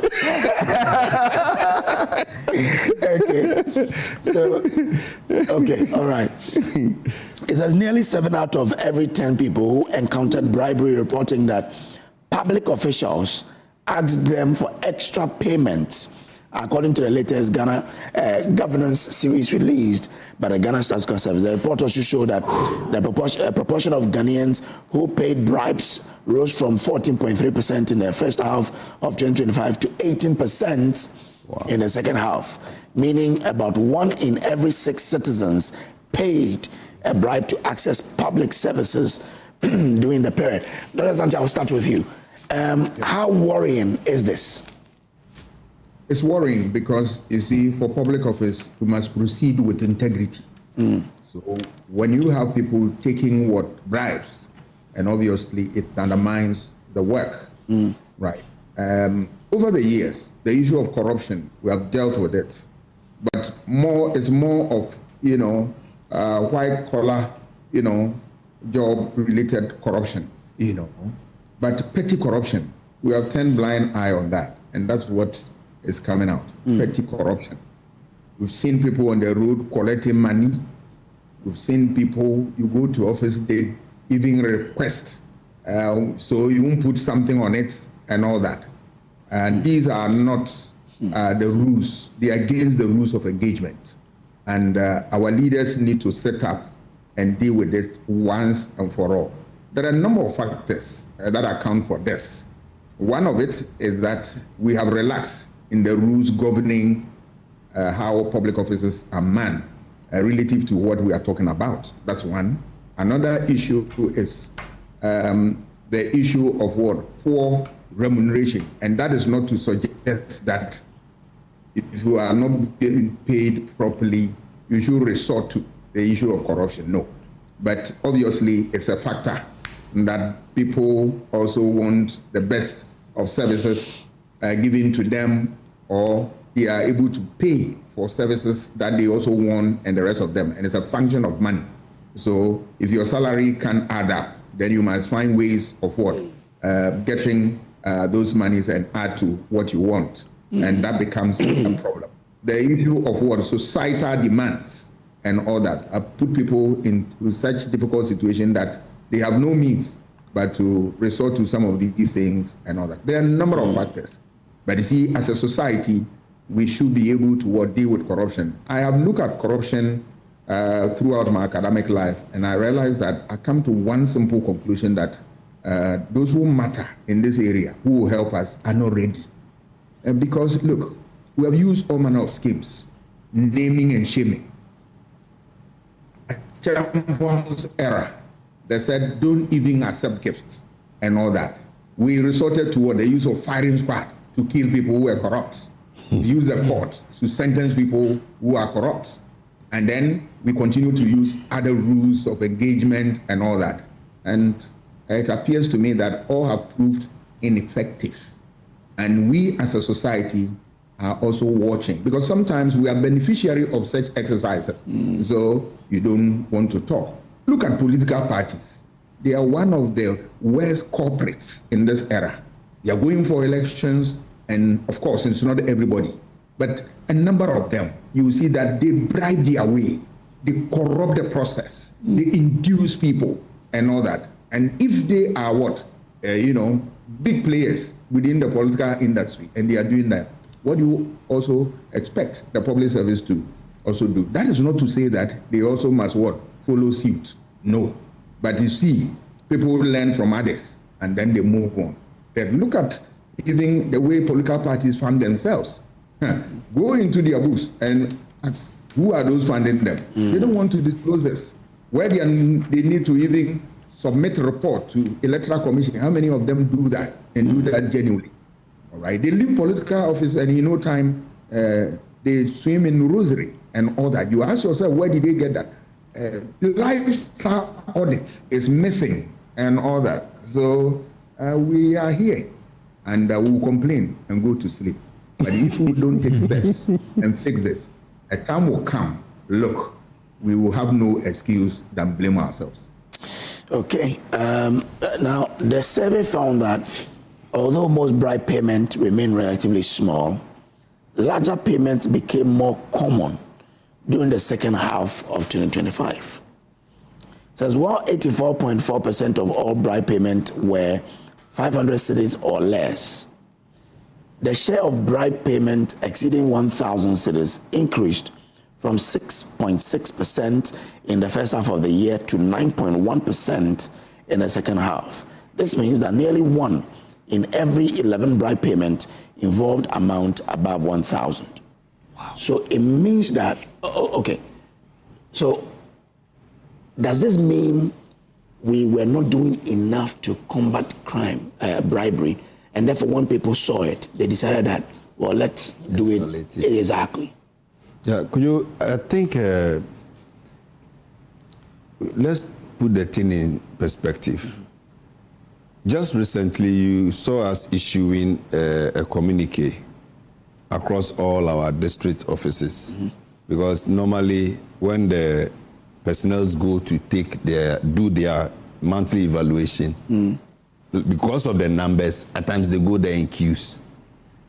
So the district director, because of the new system, they have to do facial verification every month for the validation to be able to get your evaluation to process your allowance. Indeed you had yes. Okay. So that's what they do, because some just pretend to be doing their services and every month they go and take their allowance. So now we cut out that system. You have to do in-person evaluation before your allowance can go through. And because of the numbers, we just recently picked up intel that some district officers were charging for that services. So we had to quickly descend brutally on them. Because we are fighting and pleading with the president every day to even increase the allowance for them. Then this small one, you want to take something out of. So your people could be part of this statistic. You see, that's why I want to pick it up from that. Okay. Right from the security person, the moment you put uniform on somebody in Ghana, it becomes a problem. Any service the person renders, he thinks he must be giving something. And now, unfortunately, it's becoming the norm. Could you let's even get out of this place? Myself and Awa, we are in trouble. Because it is become like the convention that, you must give something. And the dangerous part is that now it's getting into the civil service. That my document, which must be processed for payment, especially payment for maybe services provided, somebody can deliberately even call you, your document is on my table. Yes. Lunch. Yes. Lunch just informing you that your document is on, and that is a civil servant, because he knows I will not be targeted because if Kojo hears a civil servant is taking something, is that news? But maybe if it was the deputy director general, if it was the deputy minister, and that is news. So theirs have become like a convention. So the budget officers, even the secretaries that are supposed to even take documents to MDs and CEOs and the rest to even sign. Now you have to clear hurdles before your documents get through. And that is where I think is a danger for all of us. Because at times, it may not be just the Ghanaian colleague you are doing it to. You may never know that could be a foreigner. You may never know an IMF person pretending or a World Bank person pretending to be pushing a document through. It may be a donor partner just pushing a document through. And just because at times people can even derail a whole national investment program just because of what was not given to them. Oh. Yes, it will shock you. If you don't give me this, this will not happen. And they will make sure it doesn't happen. So it's not just about the token of bribes and even airports. Now, yesterday the airport MD was now saying, if anybody asks you money, report the person. And passengers, I have friends who were complaining. Yes. Because there was one that day, I don't know, but I just managed to control myself. An investor friend came when I was at DC. For God's sake, the man came to my district, helped me build, how do we call it, water. Dug borehole, built the overhead tank that was supplying the people of Drobonsu. And the man was going back. He said when he got to the airport, there was $2,000 cash in his pocket. Somebody who has been able to come and give me $10,000 to do something, he's going and he's carrying $2,000. They hustled him and took their money. They took the $2,000. The hospital, the man said he was coming to build for me. The school, he was coming to build for my poor Zongo people. So that is the extent to which bribery can injure even a whole community than even a nation. So it's not about just the people taking the bribe, but some of the things they delay just because of that little 1,000 cedis that they want to be given before they push it to the next level. So yes, I think it is something we should all go after. You see, the OSP should not only be going after the bigger fishes. It starts small like this because, like I said, just a little bribe can delay a whole country's program or projects. So it's not about the bribe, but it's about the cost to that bribe. And that is what we must all fight. So for me, it is not about chasing those who are taking bribes, but trying to undo the effects that the bribes bring along. That is what we must all go after. So, yes, it's scary because if 10 out of 10, 7 people are ready to take, and it's not just taking the money. The money? Yes. The moment it becomes a demand, it's getting to the contract level that this thing is a convention. If you don't do it, action will not be taken. And that is where the danger is.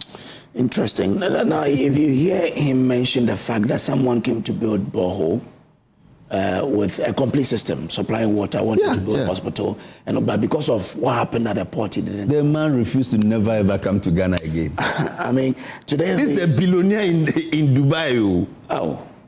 And he's coming to, and he's traveling with $2,000. They said, so at least report him or call me.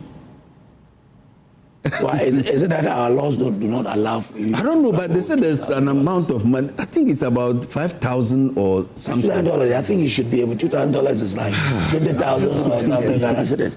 Anyway, but in the same spirit, the Minister of Education is asking Ghanaians to report BEC recruitment, BEC placement and teacher recruitment bribes to police.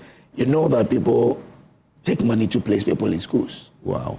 Yeah. Oh, this is a common practice in Ghana. And again, teacher placement, people take money. I know. Yeah. Teacher placement. Oh. I think you're not. Fuseni is not in Ghana. I know people who have paid people to be placed as teachers. So it happens. Now, would that deal with this corruption we are talking about? Why don't they provide an anonymous tip line or something so that people can report instead of going in person to report? Because going to even expose yourself to report is also a problem. Xavier, can that do it? No public sector is immune from bribery and corruption. And as has been said, and it was articulating, bribery has existed since Adam. The causal factors are well known. But what is lacking is the action to deal squarely with the problem of bribery and corruption. Let me sound a bit political. I believe my brother will side with me. The reset broom, per this report, is yet to sweep effectively in the public sector. Reset. Reset. The reset broom. Okay. The NDC reset broom is here to sweep effectively in the public sector, because this, what we are discussing is a report of 2025. 2025, yes. Yeah. During the regime of Honorable His Excellency. So there's a need for this broom, to sweep every corner in the public sector. I know this is a Herculean task, but once there's the will, once we pluck up the political will, it can be done. Corruption and bribery cannot be eliminated altogether, but at least there should be a frontal attack, ferocious, relentless, and intensified attacks against corruption. Really? Yeah, Kojo. How can that be done when the guy is being told, if you don't pay, this critical document of yours will not go through? Kojo, it is the issue of bureaucratic complexity. Okay. Simple service will take so many steps. Do this, bring this, do that. Meanwhile, so we need to simplify. Especially in this IA and digital era, we need to specify all the steps in rendering public service. Let's simplify. Otherwise, once we make them complex, the complexity will make more room for bribery and corruption. So first step, let's simplify the processes of doing business in the public sector. The challenge is that in my close to 2 decades of media work, we have been talking about simplification of government processes, public processes, yet we are still here. Simplification is a process and not a destination. Yes, but how many years should we deal with that? So we need to simplify, and we have the tools these days. We have the tools, AI tools. We have the digital tools. So we need to simplify. Simplification, as I said, has no end. So we need to simplify. And this may sound radical. Asset declaration and verification should not be confined to politics. Public servants should also be subjected to the discipline. You need to declare the assets, you need to verify the assets. And those who live above their means, Kojo, the law should pose questions against them. Okay. Kojo, we also have this issue of this is the media. Even though the media, as far as the media are concerned, Kojo, we are not whiter than white. Neither are we purer than pure. The sections of media too are worse than public servants when it comes to corruption. You and I know this is the truth. But the good ones like Kojo and Co. Let's sharpen our focus on happenings in the public sector. Let's sharpen our focus, Kojo, and name and shame perpetrators of bribery and corruption. Naming and shaming is more punitive than slapping the heaviest fine on offenders. You and I know. Once you're exposed in the media, once you become the subject of public discussion, Kojo, it will affect you, to hit you harder than a court fine. So the media should also enter into that public space. Okay, all right. And expose the perpetrators of bribery and corruption. Because we also have public officials also need to exemplify integrity. And so once they exemplify integrity, it will cascade. Then the cascading effect will result in reduction in bribery and corruption cases we are witnessing now. Okay, all right, thank you very much. I'm grateful. Well, is there a way we can really deal with this? Yes. And what is that way? So when I saw the news report, I got very scared. 7 out of 10 had paid bribes at the public sector. Demanding. They demand. So when I read the story, and I saw that they said a lot of them take it at the front desk, right? Then I got to know that indeed what Dr. Aboagye has done over the last 8 years had paid off. You remember before 2016, institutions like DVLA, Passport Office, Registrar General, Health Insurance were plagued with a lot of corruption. You remember what Anas Haremiawo Anas did at the ports? Then he did the soul takers with the DVLA, where he went and registered people, blind people, got them driver's license and so on. This was in 2014.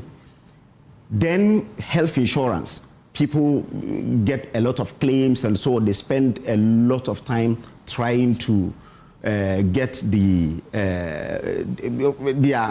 insurance renewed. In 2017, when we took over, the first thing Dr. Aboagye did was to do some unannounced visits to these 8 places.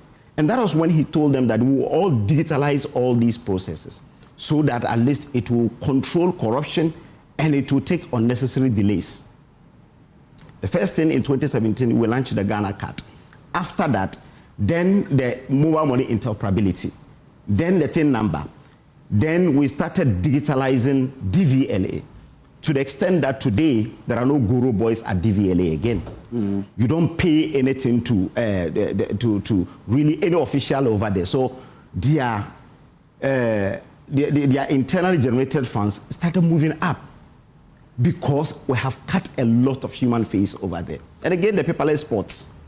At a port today, at least you can sit at the comfort of your home and do all these things and pay through the Ghana.gov. So now the leakages within this public sector has come down to the extent that today people demand it at the front desk. Okay. It means government is not experiencing a lot of leakages. People will call you and just tell you that, well, your thing is on my desk. Come and take it, and they will take that money. So I'm saying that because of what Dr. Aboagye has done, and if you look at the 2024 manifesto, he mentioned it, that we will completely digitalize all government sectors so that there will be ease. Look at health insurance. Initially, before you can even go to health insurance to renew your card, you can spend the whole day there. He launched the star 929 hash. Within 2 minutes, as you sit here, you can still renew your lines, your insurance without going there. Initially, people complain of giving bribes and so on. Now, all these things are things of the past. Now, how do we deal with those at the front desk and the MTTU people? Because if you check the report, they said that still the MTTU, those doing the motor checks and so on, are doing all these things, demanding monies from people. I remember before we left office, we started buying cameras for the police that if they are deployed to go for the body cams. Yes, body cams. If they are to go for high-stake investigations, they put on the body cams. Where are the body cams? We have to expand it. Give it to the MTTD people when they are going out. Put it there. The recording is at the headquarters. Will they demand any bribe and take bribe again? No, because at least you see, this is internal. No one will even see it out. So you do take Momo. No, you see, it will reduce it. That's why he said that. Corruption cannot be eliminated, but it can be reduced. Yeah. So if now we get to a stage where they can only demand Momo, it means we're making headways. You understand? At least we're making headways. And again, at the front desk, this is easy to do. all front desks must have cameras and so on, so that if the people even pay these things, so that if you shift it, and they also shift it, you know how to control it. But I believe that the only thing that will really keep this has to do with digitalization that Dr. Bawumia started, and it has paid off to the extent that today at the ports, you don't hear these things, DVLA, you don't hear such infractions, and the passport office, you do everything online now. Even the Registrar General, in the past, before 2016, getting to register your company was Herculean, to the extent that you remember when Dr. Bawumia visited that office, there were a lot of queues. He visited in January, just after the handing over, visited all these offices and told them that we will now digitalize so that you people in the sun will have ease, and government will also get the necessary resources. Look at when they digitalized ECG. Now, if you are in the comfort of your room and your lights go off, you can recharge. And again, their revenue has also moved up, and it's continued to move up. So yes, corruption is as old as Adam, but the only elixir that will help us keep it is through digitalization, and that is what Dr. Bawumia started in 8 years of our administration, and now it is shifting. And the shifting, I don't see us losing the fight. I see us winning the fight, because now we are able to identify where the bribes are paid. And if we're able to identify, then we have some, if there is the will that the government will do the reset, as Mr. Akufo-Addo has said, the reset should be at the front desks and other places, because the Ghana Statistical Service is telling us that it is not a leakage in the institution again, it is now people demanding bribes and so on. So we're making a lot of headways. But yeah, if it's not a leakage in the institutions, but people are demanding, yes, and people are still paying, that also affects the integrity of the work that public service or is done in the public service. So how do we really tackle that too? Yeah, that is why I told you that in the past, to the extent that Ghana Integrity Initiative, at a point in time, named DVLA as the most corrupt institution in Ghana. Before the police? Yes.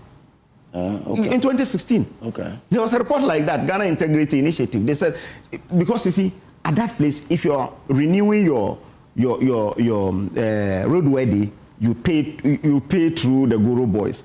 If you are registering your new number, you pay and so on. This time around, initially in Kumasi, if it is on the 31st to 1st of the year, you get cars line up from DVLA office to Anaga Junction. And they queue like that. When they digitalize DVLA operations, now you don't even see queues again. You register online and you know when you are coming and the time you are coming to do and so on. So you don't pay anything to anyone again. So I'm saying that if these things are at the front desk, it becomes easier that you can have cameras at the front desk of these institutions that they flagged. Now, if it is with the MTTD, I said it is easier, because today, if the police are going for even high-stakes investigations, they put on body cams. Give the body cams to all MTTD people going out, so that when they go there, if they change, as Honorable Hussein Doko has said, if they change the modus operandi, you know that at least you have controlled it to some minimum. We know that you cannot eliminate it, but at least you'll be able to do this. So it becomes easier if we're able to, since we are able to know the areas, it becomes easier for us to do. But I believe I will only entreat this government to continue from what Dr. Bawumia has done.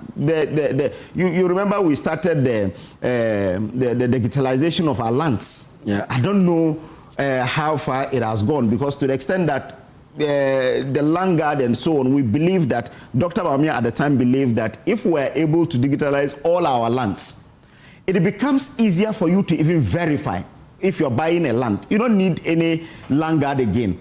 Go online, go to their website, check whether indeed this land has been registered in someone's name. If it has been registered, you don't even buy at all. If you're buying, you will have to buy it from the person who registered it so that that transfer will be done and so on. So I entreat this government to continue what we have started. That will curb a lot of corruption in our public service. Okay. Dr. Sati, let me bring you in again. Now, okay, we lost him. Fuseni, you're in the public service. For me, yes, there are things we did. Finish and I'll ask you my question. Sorry, there are things we try to implement at the National Service now. Unfortunately, most of our success stories are not coming out. But I can tell you for a fact that when it comes to the #1 institution with the biggest payroll audit is the National Service now. We even beat Statistical Service. Because from even the district level, you can track every person that comes out of our payroll through the banking system, because every step goes through auditing. So after the evaluation, the district auditor audits the total number of people you have presented. Then it goes to the regional auditor, who also does the auditing. Then this regional accountant validates. The regional director also validates. So if you come and tell me I brought 20 people, you bring 20 people to national, and then the system ends up paying 21 people, you, the regional director, you are in trouble. So there are no ghost names now? You can't even find it. They don't even attempt. But the new system now, like I said, this is what has been employed. But coming back to the issue of bribery, you see, why will somebody pay just to get, it's because the person wants service delivery to be faster. Because somebody is deliberately delaying. Yes, they intentionally do that. Good. So, like I said, if you try digitizing everything, that is why it moved from the procurement director, because now we do e-procurement and those things. Yes, yes. So it has moved from there, and it's now at the front desk, because you must leave your documents necessarily at the front desk. Now, no, you can even upload now. Yes. You upload online. Yeah, well, like I said, somebody has to work on that one. Yeah. And like I told you, people are now calling. That's why some of us were against the value for money office. We believe that it is creating unnecessary bureaucracy. You remember we discussed it here the last time. You see, what I also want us to try to do now is that we should bring incentives. If somebody demands a bribe and you are able to report, you see, when you go to Europe and those places, there should be incentive for reporting the bribe. The fact that you demanded a bribe of this much before this thing is done for you, if you're able to report, even if it's anonymous, let's protect the person who, and there should be incentive for reporting. And deterrence for also demanding. You see, to go in tandem. So the deterrent is to sack the person. The person should not be motivated to even demand. Because you see, because there should be consequences after proof that you actually demanded a bribe. Remember that. But then the person who can only also testify is the person who paid. That's why, as after paying, and you have evidence of payment, if you're able to report, at least there should be incentive enough that, oh, I paid. This was done. Yes, he collected the money. There is proof that he collected the money. We should be able to protect you, the one paying. But now our system is such a way that I'm coming. And now our system is such a way that the one paying becomes vulnerable. No, the one paying is also a part of the crime. So the payer and then the one receiving. But even if you report it, you become vulnerable. Yes, you also the person will not be punished. And he'll come at you again. What I'm trying to say, until we institute incentive for the one paying, that he's not the one inducing. So there are inducement to people who also want to take advantage, who want to pay something to take advantage of the queue. Do you get it? People who also want, listen, mine should go earlier. Oh, take this and get mine going. Those ones are also there. So we should go after those inducing and then those demanding. They are the biggest threats now in the bribery issue. So if we can incentivize people who report them, there should be every agency, every department, there should be hotlines. Just drop a WhatsApp clip, WhatsApp message or text message that at this particular point in time, Don Kofuseni was sitting here. When I came, he demanded this. Just anonymous. You don't even need to add your number or anything. There should be, once we start doing those things, like I said, it is not so much even against our own people that we do it and it's painful. At times, things that will help society, just because of somebody's token, they block those things from happening. And that is where the danger is.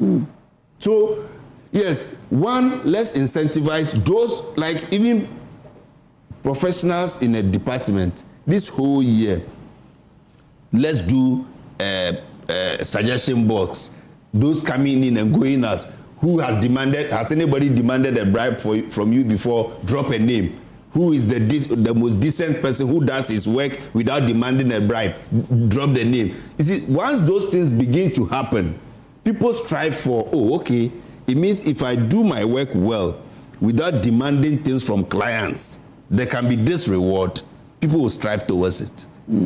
And then if I take bribe, not knowing that the clients see me taking bribe and they know me, so they will be naming and shaming, people will avoid it. So naming and shaming. By way of root approach to solving this problem, I think we should take a hard look at the salaries of public servants. Well, that is also part. Yeah, we have fair wages commission and salaries commission. But how fair are the salaries of public servants, Kojo? Man must survive. Man must eat. Some of the survival instinct pushes some of them to criminal height. This is not to justify the taking a demanding for bribe, Kojo. But the reality is that the salaries of most public servants are nothing to write home about, and they have to struggle. Doc, you see, some of them too, they hide it under appreciation. No, but you see, when he's saying this, 2 years ago, there was a report. The country's economic upswing should go with salary uplift for public servants. Okay. So 2 years ago, there was a report, and the report is that 70% of public sector workers are paid below 3,000 cedis. Wow. Yes, 70%. It was GSS that did that report. It's 2 or 3 years ago. And that is scary. Because if they take less than 3,000 cedis, and the person will have to pay even TNT to work and back. School fees. Don't even talk about school fees. Talk about even someone who just completed school, has started work, and is taking like 2,500. If the person is taking 2,500, he's paying rent, he's paying utilities and other things. But even the TNT from his place to the office alone will take about half of that amount. And if you put him in the shoes of someone who has even a daughter or a wife and a daughter, and maybe the wife is not working and so on, it becomes so. I agree that public sector workers must be paid at least not decently. Exactly, decent pay. Should but it can't be the basis for you to engage in bribery. No, it's not. Okay. Just as we were speaking, this story came yesterday. The Ghana Airport Company Limited has dismissed 2 car park workers at the Accra International Airport. Car park. Yes, over allegations of extorting money from travelers. Yes. Says this forms part of efforts to eliminate the practice and improve passenger experience. The managing director of GACL, Yvonne Nana Afri-Opare, disclosed the development during the visit by Parliament's committee on Tuesday. According to her, the 2 workers were dismissed after the company received repeated complaints from passengers and was able to identify those responsible. Quote, just about 2 weeks ago, we've had 2 people expelled from the airport in the car park workers who asked passengers for money. And instantly, because we were able to identify and zero in on the specific people, we were able to have them leave the airport immediately. So we are asking the general public to help us address these issues, she added. So, no, when you go, they'll put some stuffs at the parking lots. Yeah. So when they see, especially the V8s and then the big cars and the bugger cars, they're okay. Oh, you come here. You think it's free. The moment they remove it and you park, Massa, you have to pay. No, that's even okay because that one you voluntarily give out. But you see, the extortion, they come. You just said it right now. There are even media houses that we politicians are even avoiding. Okay. You understand? You go out and there are a lot of people standing there. You understand? And they are demanding money. That's why he said, if we're not careful, we'll go out. It is becoming a culture. Exactly. It's becoming a culture that people will want to, if they see you, because it is honorable for saying don't call, he must give you money. Yeah. You understand? And that is really the problem. I think managers of institutions will have to be doing this. I commend the woman for doing this because at least now, if you get to the airport, you know that no extortion. But if someone has some stuff somewhere and says, come and park here, and he's giving you a special place to park, you can give him something. I don't see anything wrong. No. But that is when he voluntarily.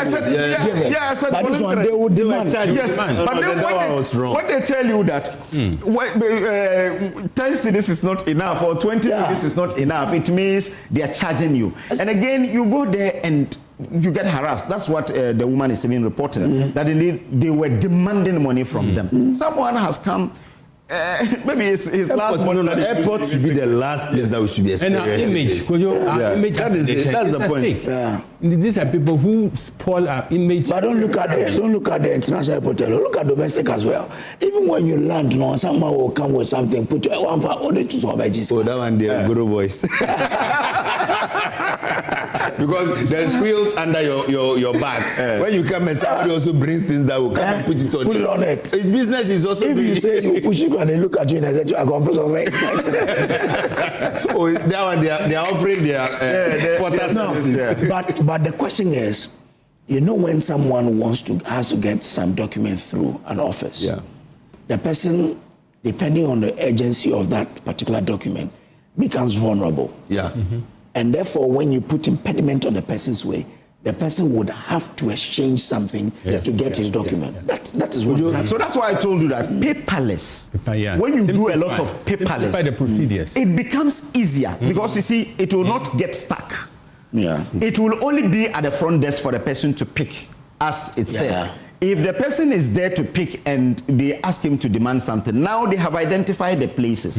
You have cameras there. The heads of institutions, like Honorable Fuseli Donko sitting here, will have to also really rethink about how they operate their front desk, because that is what they are saying. They say that the people are demanding at the front desk. So if everything is of the load is if everything is online, for instance, look at even the NSS. People are complaining that indeed when you get to the office, you don't even get it. You understand? You don't get your certificate, but they will call you so that they can deliver. Then they can deliver at your doorstep at a fee.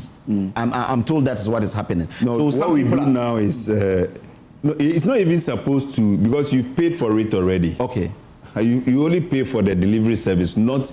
yes, so the complaint is that when they go to the office, they are told it's not ready. They are waiting for you. No, but you can pick it at the regional office for free. They said that you go there, they say it's not ready. No, that's they said it will be delivered. So it will be delivered and you pay for the delivery service. And they think that there is some foul play because when you get there, they tell you it's not ready. You apply online, you get it, and it will be delivered. Most of them give wrong address. Yes. So at the time you want to deliver, you might not get it, so you have to bring it back to the region. Because my wife received hers whilst she was at home. You understand, I could attest to this somewhere in 2023. She received hers. Even at that time, they were doing it. So I believe that the paperless, because now imports, a lot of people will not talk about pushing this document. Another dangerous thing is, especially even among the civil servants, that is why they also do it to their clients, when they are being processed for their salary. Or what the finance officers take them through. They pay money, huh?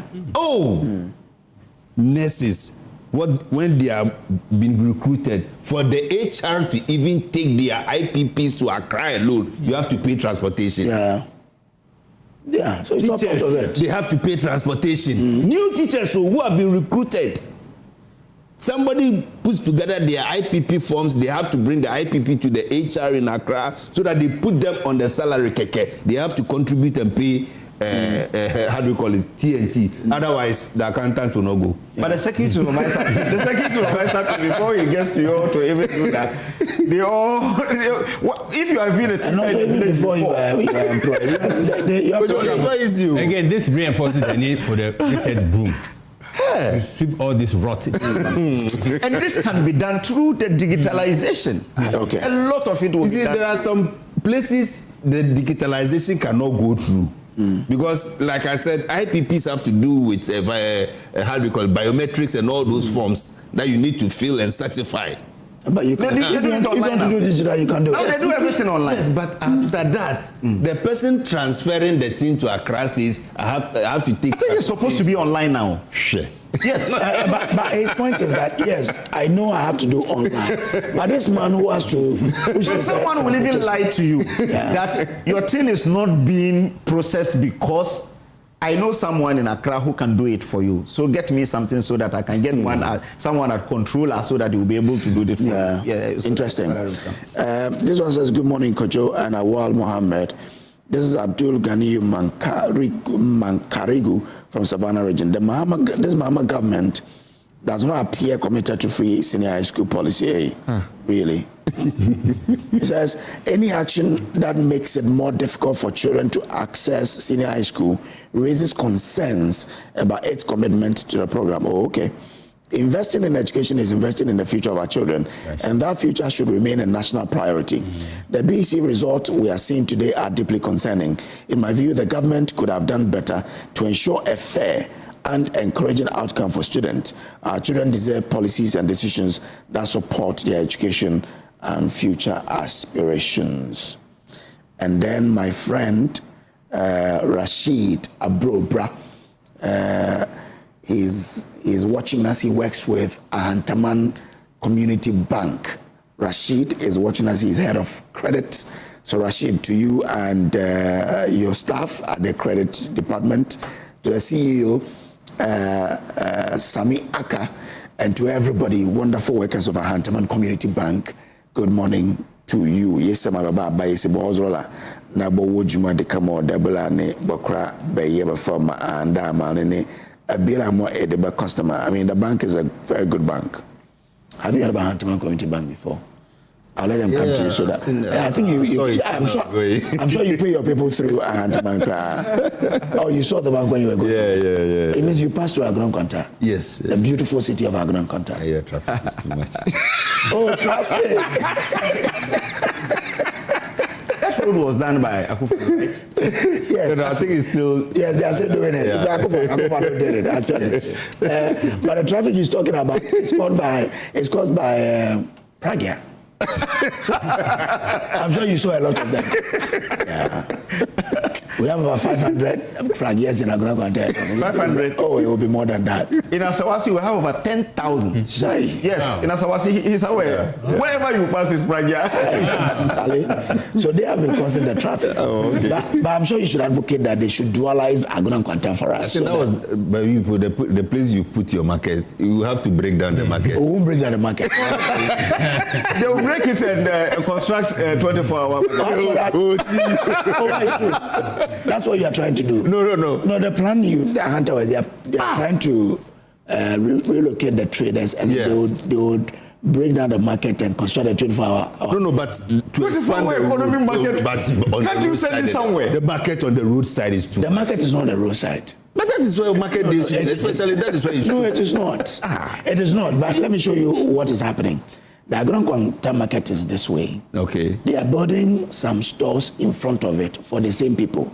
Now, because of the stores, they had to push the guys who were in front of the market closer to the road. So where the kiosks are, they are not supposed to be there, but it's because of the construction. So when the construction is done, all these people will be cleared. Okay. So it means that you want to expand, you still have road. You still have a space that you can. Yeah. So. No, I love it when you speak your language, because that your language, and then the one is it a Futu or something, the one in Winneba. Yes. Okay. There's a particular language in Winneba that is getting lost. Oh, okay. There's not two languages. Yeah, no, I'm not sure it's the Futu. No, a Futu. Now they speak largely Fanti when they are supposed to speak. Oh, okay. Wow. Okay. So we have, I've lived there for 4 years. We even we even set up a community radio station. But you to Fanti is strengthening your language. That's why we set up. We are set out to do that. Okay. We set up a radio station. So Konkomba now we have Konkomba Bible. Well, we also have a hunter bag. On Monday, a son of my friend Barnabas celebrated a birthday. Let me wish you well. Kojokum Anan, your daddy loves you so much. On Monday, you celebrated your birthday. And look, I always pray for you. Your daddy has been praying for you. Your mommy has been praying for you. We know that the good Lord will bless you. Kojokum Anan, you're a very fantastic young boy, and we look forward to your beautiful and great future. May the good Lord himself keep protecting you, Kojokum Anan. Well, enti manuma nemaga Kojokum Anan yamna meza hozro na iyira iyo kezire baba e dunwale no nema debla na e hozro eva ma de kamo eza shishe eva mo abraboy. Okay, now let's move on and talk about the last issue on our table. Cocoa board reforms to strengthen cocoa sector. The decision now is that 70% mandatory of the cocoa sales that we do have should go to the cocoa farmer. Wow, this should be good news for your farmers.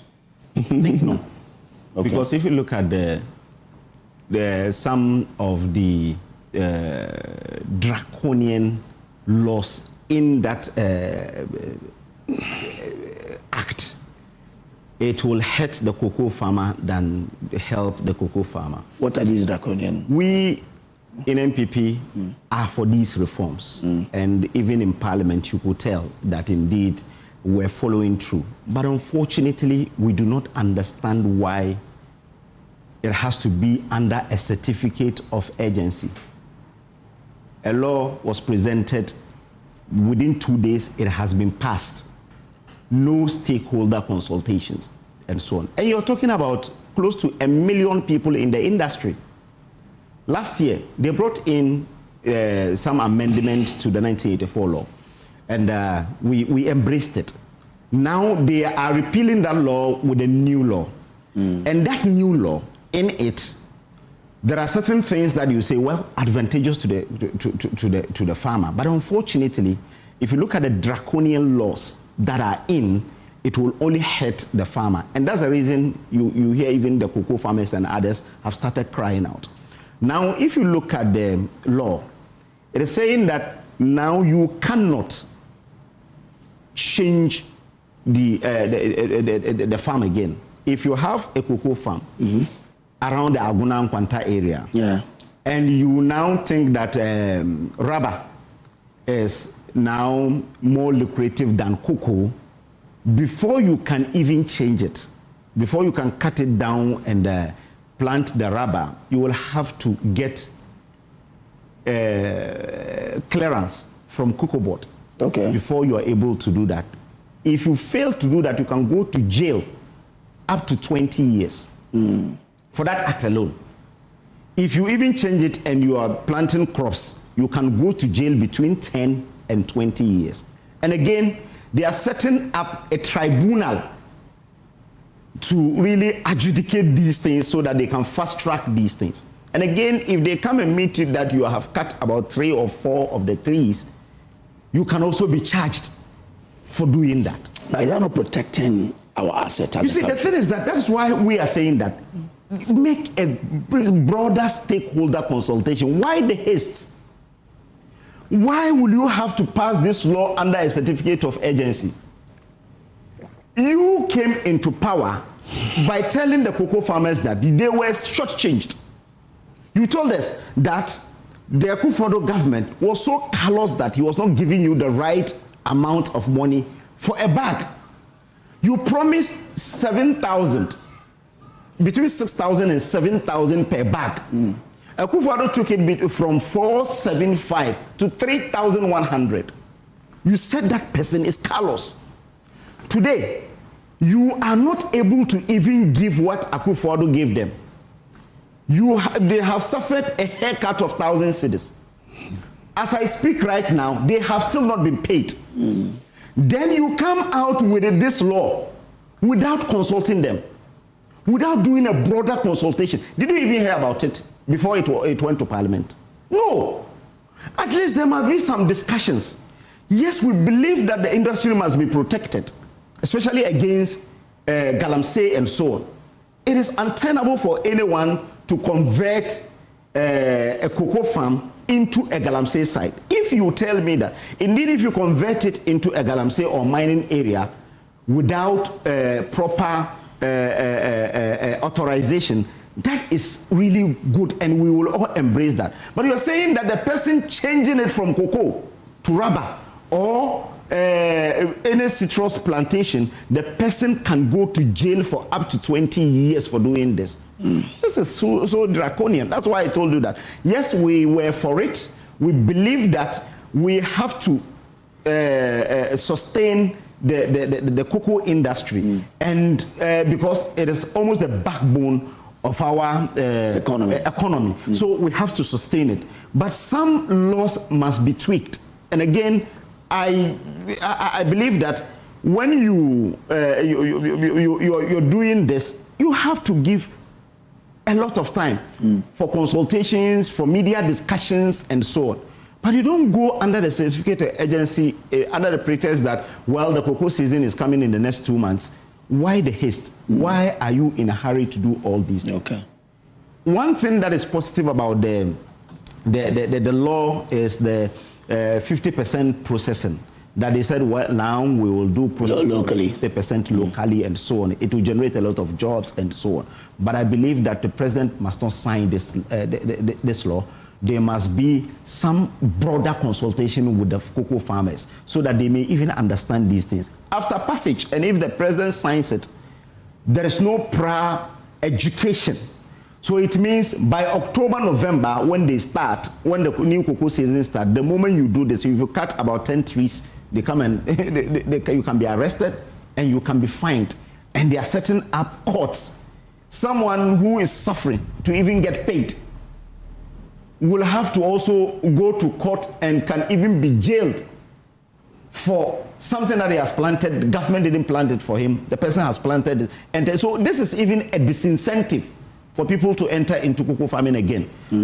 Because we were told, the president told us that they will get plantation for the young people, they will get them abubuya, they will get them polytank, so that they will be able to plant all these things. These things are not even in. You promised them the 6,000, you've not been able to pay. Today, 2,500, you're not able to pay. Now you're sending them to jail because they want to convert their cocoa farm into rubber plantation or some other things. I think this is untenable. The president must not sign this draconian law. Must sign it. He has not signed it. I'm saying he must not sign it. Okay. He must not sign it. Send it back. Let's have broader consultation. Then we come at a consensus as a nation, together with the cocoa farmers and those in the industry, so that it will be able to help us sustain the industry. Okay. All right. Thank you very much. Yes, I can understand, my brother. 1 million people in that particular sector alone is a big constituency for him to appeal to. So I can understand the politics of it. 4 million, because if you look at their dependents. No problem. But then let's all be very a bit realistic. You see, Kojo, as I speak to you now, the NDC, when we came back in 2025, reintroduced the free cocoa fertilizers. So now they are giving fertilizers for free. That's not correct. Please, that is what you don't know yet. So no, that's not correct. I'm telling you that has been reintroduced. So just ask. Cocoa Board said it, and that is what I'm quoting from Cocoa Board. That is what they are doing now. Please. Okay. It has been reintroduced. So they are now getting the free fertilizers, free insecticide, free fungicide, free spraying machines, free flower inducers. Okay, hold on. Do you have a cocoa? You have a cocoa farm? No, I live in a cocoa. He's aware where I come from. I'm from Asante just in the cocoa area. But you know this for a fact. No, let's be very. See, so you're saying they've given free fertilizers? Free fertilizers, all those things that I mentioned have been. When did they start? Oh, well, ask Cocoa Board. They say they have given the thing. You are here. You are not a farmer. You say it has not started. You live in a Fijasi township and you are talking about cocoa farms in the village. Listen, the problem we should all understand is that if you go to places like Germany, their minerals are not so much. But go to all the countries where there are serious minerals. if they catch you trying to even take one bit of that thing out. I was in the house of the former ambassador to Denmark. So we went to the house, and a branch of a tree in her house, had broken and is on one of the stores. I was like, oh, madam, why don't you let them? Hey, I beg. I've called the authority. They themselves will come. I see. A branch? Yes. A tree branch has fallen and is almost collapsing. He said, no, she cannot on her own volition get up and go and cut that tree. She has to report it. The forestry commission guys will come and properly come and put a line on it, cut it properly so that in the future the tree can regrow. And in Europe today, even in Dubai, if you make a mistake and your car goes to knock a tree, they'll treat you like an armed robber. Oh. Do you get the point? You see, so there are countries with things that they put assets on. This is one of your main GDP drivers. This is one of your main import earners that cushions your dollar. So if you are investing into this and you are putting fertilizers there, you are spending to put free this thing there, and tomorrow, out of emotional frustration, somebody takes up a cutlass, does a video, and says, I am cutting this thing down, there is nothing you can do. And there is a legislation that is trying to say, no, that particular act of defiance, trying to attack a national asset, should be stopped. Yes, the Galamsey guy can go and buy from the cocoa farmer, but now the cocoa farmer should know that, listen, if you go into a cocoa farm, now they are establishing a trust fund for you. Now they are establishing education. Now, formerly there was cocoa scholarship. Now they are, which the children of cocoa farmers were not benefiting. Very good. So now they are putting the law to target you specifically. Now government has put it in the law that when they sell cocoa, wherever, however the price is, you must get 70%. Even now that we are struggling, Cote d'Ivoire is doing like 1,500 Ghana cedis per 64 kilo. We are doing 2,500 plus. It means that even if you are not careful, Cote d'Ivoire will come and put pressure on us again. But the question the MPP people keep asking you is, you were aware of how the cocoa industry works. Yes. Yet when you were in opposition and because you wanted power, you painted a certain picture. No, we told them that they were supposed to be paid 70%. But the government then was giving them just about 30% of the cost. So the 6,000 you mentioned. It was the calculation based on the 70% profit that was supposed to be given to them. So you said, it wasn't the money. They are just being mischievous about it. So you said when you come, you sold the thing at 10,000, 10,000 cedis per bag. So if you are coming to reward the cocoa farmer, you the government at least take 3,000 and give the farmer rather 70,000 or even 6,000. You, the government, rather do 6,000 and give the farmer 3,000. And that is what we're talking about. And now it has give them 6,000. Oh, yes, that was the promise by the finance minister. Per the calculation, that was the price. He didn't say calculation. He said we'll pay you 6,000. Let me also talk because that's what the finance minister said. Let me also speak. Now he's sitting under his office. Listen, the point is that now, as per this law, if you agree to go into cocoa farming, government is giving you seedlings for free. It has been there already. Yeah, oh, please, you can't. We gave all this hybrid. You were selling it was free. And John Mahama started it in 2012. You came and started selling. You didn't introduce hybrid. We please, let me talk. 4 years please, ago. Let me talk. What they will do now, if they give you the free seedling, give you the fertilizers, give you all the incentives, just because all you do as a farmer is to, once you agree to do cocoa, it means that you have accepted that particular national asset to take care of it. Now, what government is doing is that because you have accepted to do this national asset for the country, we are giving your educational trust fund. Even now, the law says we are going to process 50% of this particular beans here in Ghana. So now we are going to commit ourselves with local factories. Now we are even floating bonds locally to pay you so that those people don't come and determine prices for us. So it's a national agreement you have actually gone into with the government. That is right. They did free seedlings. Check. John Mahama started free under Opuni. Okay, so it was before. But it doesn't mean they didn't do it, right? I said they claimed it was free, but they were selling. 50%. You were selling, Master. Stop. No, maybe you're talking about the history of the fertilizer. Well, let me flow like an MP's father was even arrested for smuggling fertilizer. Listen, for me, I think that this government means well for the cocoa farmer, because as we speak now, no matter where the price will get to, at least 70% should go to the farmer. And if we are able to even do the processing of the 50% harvest, it means that the price of that 50% will be determined right here in Ghana. So at least that also brings in some cushion. The only thing I'm also happy about is that trend, and in Ghana we copy a lot. The moment it started, today you see this person doing video, I'm cutting it down. Tomorrow you see this person, if there is no deterrent, it will get to a point the Galamsey people will take over the cocoa. And unfortunately for us in Ghana, most of our cocoa happens to be in where there are gold. Unfortunately, I don't know how that thing happened, but most of our cocoa are in where we can also find gold. Yeah. And if we don't do anything to protect it, it's just a matter of, if you want to convert, you inform government that, listen, or you inform authorities that, listen, my cocoa has come of age. It's no more producing like he wants to produce, so I want to change to maybe rubber or cashew or anything. It doesn't mean they will stop you. They will. No, they won't stop Which you. cocoa board official will allow you to do this? My brother, they won't stop you. If the cocoa have come of age, they themselves will bring you a hybrid that cuts the one that is of age and is no more producing and plant another one. That is what they do.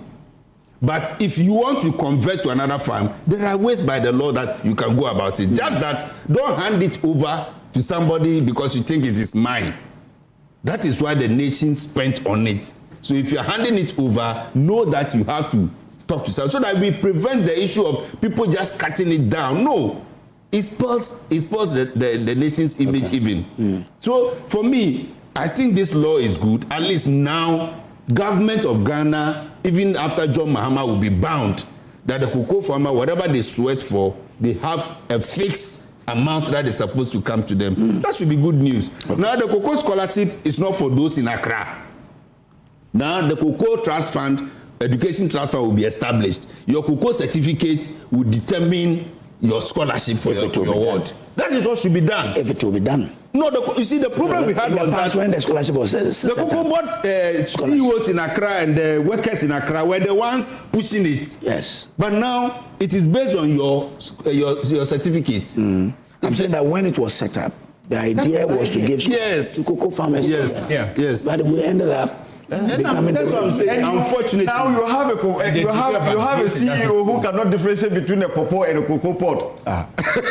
This is what this one Nana Poku said about Randy Abe. He said he cannot even differentiate between. He said he's a member of the NDC communications team. He said this. Anyway, this one says, "Good morning, Bra Kojo. There are some teachers in Western North region who are facing the same problem because their salaries have delayed. They are demanding each teacher pays 2,000 Ghana cedis. Yeah, what's the salary? This is what is happening. So forfeit 1 month salary. Nana Akufo-Addo Central says, "Good morning, Sam. Isn't it interesting that private schools, which usually produce high-performing students because of their better facilities and conducive learning environments, are now recording poorer academic performance than their counterparts in public schools?" Greetings to Albert Kreku, MPP Greater Accra Regional Assistant Secretary Hopeful. Nana Akufo-Addo Central, aka Dr. Baumia, will be president in 2028. Inshallah. Nana, do you know Akufo-Addo? Yeah, I know him. Oh, okay. Hard-working social media guys. Okay. Hey, Nana. This one's Kojo. Whilst the objectives of the new Ghana Cocoa Board law regulating cocoa farming may be legitimate, the provisions are excessively restrictive and disproportionate. Specifically, the prohibition on cultivating food crops concurrently on cocoa farms for household consumption imposes an undue burden on farmers. Yes, it's in. There's a prohibition. Yeah, listen, you cannot really mix it with anything. When it's coming up, it is allowed to do. But once it comes of age, because the temptation is that if you are going to cut the food stuff, you can mistakenly cut the cocoa trees as well. How can you? Oh, really? No, but normally when cocoa matures, you can't grow anything under it. Yes. So, but you see, but some when crops, it's coming up, you can do. Yes. But once it grows up, you can't do because there anything won't be shade. Yeah. I get it. Yeah. But when you check the law, you cannot mix it with any crop. No, but if when it's cocoa, it's cocoa. Yes, you can't but do see, cocoa our and time, what we did was that the old cocoa farms, we gave them the hybrid for free. Gave them 1,000 cedis per acre for them to cut the trees. That is the ones that were affected by the solution. By the solution. And again, we gave them suckers of plantain for them to really put them in soda. But now, even when you are growing, that one is allowed. And now it is okay. Now, when you read the law, okay, you finish your... What Awal is saying is what the law says. If you have grown the cocoa, it needs some shades to even mature. So once you put the cocoa there, you put suckers in it to protect it. So once the suckers are growing and providing shade, the cocoa grows under it. But eventually the cocoa overtakes the suckers. So the suckers cannot even survive. So even if we can plant cocoyam and we can't plant cocoyam. No, cocoyam grows by force. No, I'm sure you can't plant it. But you are 100% saying growing cocoyam. Your chief should be angry with you. Now you don't get cocoyam from the land. Nobody grows cocoyam. It grows by itself. No, now it doesn't grow by itself now. Because of the condemn. The condemn and so on. You are condemning everything. Yeah, the condemn has really changed everything. No.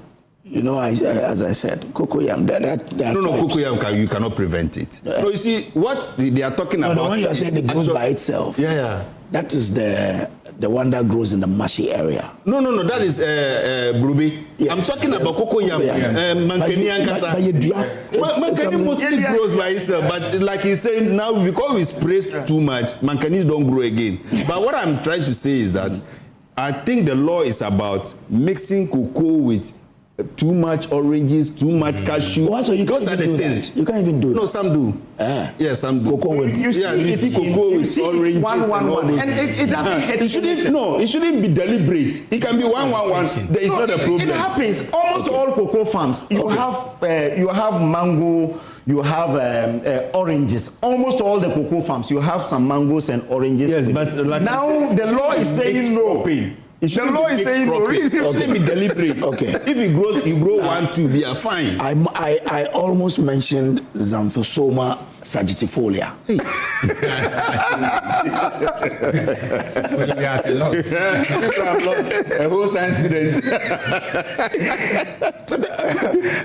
that is either is the botanical name of cocoyam or the one that grows in the swamp area, the brobe thing. Yeah. I've forgotten the which one of them is. Monsieur Yache, but I remember Xanthosoma sagittarifolia. But my great colleagues, you can help me remember which of them it is. But this one says legislation should not remedy one mischief by creating another. Yes. The absence of adequate consultation is evident from the outcry amongst cocoa farmers. Yes. A regulatory framework of this nature is not conducive to attracting prospective farmers and risks undermining the sustainability of the cocoa sector. Manche Bruce II in Takrade. Manche Bruce, good morning to you. And good morning to my friend, Justice Aqua. You know, over the weekend, he won the chairman for the Takrade constituency. Yeah. So Justice, good morning to you. I hope you are well. Justice Okay, Aqua. so that is the Brobe. That's the Brobe. That's the Brobe. cocoa. Sagittarifolia. That's the Brobe. Yes. Oh, yes, you had you. Imagine. Obete, your Broma cacao. That's cocoa. Yeah. There you say, Nelis Guinensis. Palm, oil palm. Okay. So in school, when we want to confuse, that is a Greek students. Yes. Biology student. Rough amoeba. Anyway, good morning. Yeah, so on the cocoa, I don't know whether you have a cocoa farm, you have a relative in cocoa farm, but let's talk about the cocoa new bill. And I'm inclined to believe that the passage of the bill into law was preceded by a multi-stakeholder discourse. Yes, it started even before the crisis of the pricing and all those. No, even that's what. That's not correct. When you check, even before its passage in Parliament, these were the issues raised by Kojo Oppong-Nkrumah and even our spokesperson on cocoa. That hold on, let's have broader consultation. Ryan Diabe started talking about the new cocoa bill even before the prices. But there was no consultation. If you don't consult, so what was he doing in the farms? The new cocoa bill is even in your manifesto.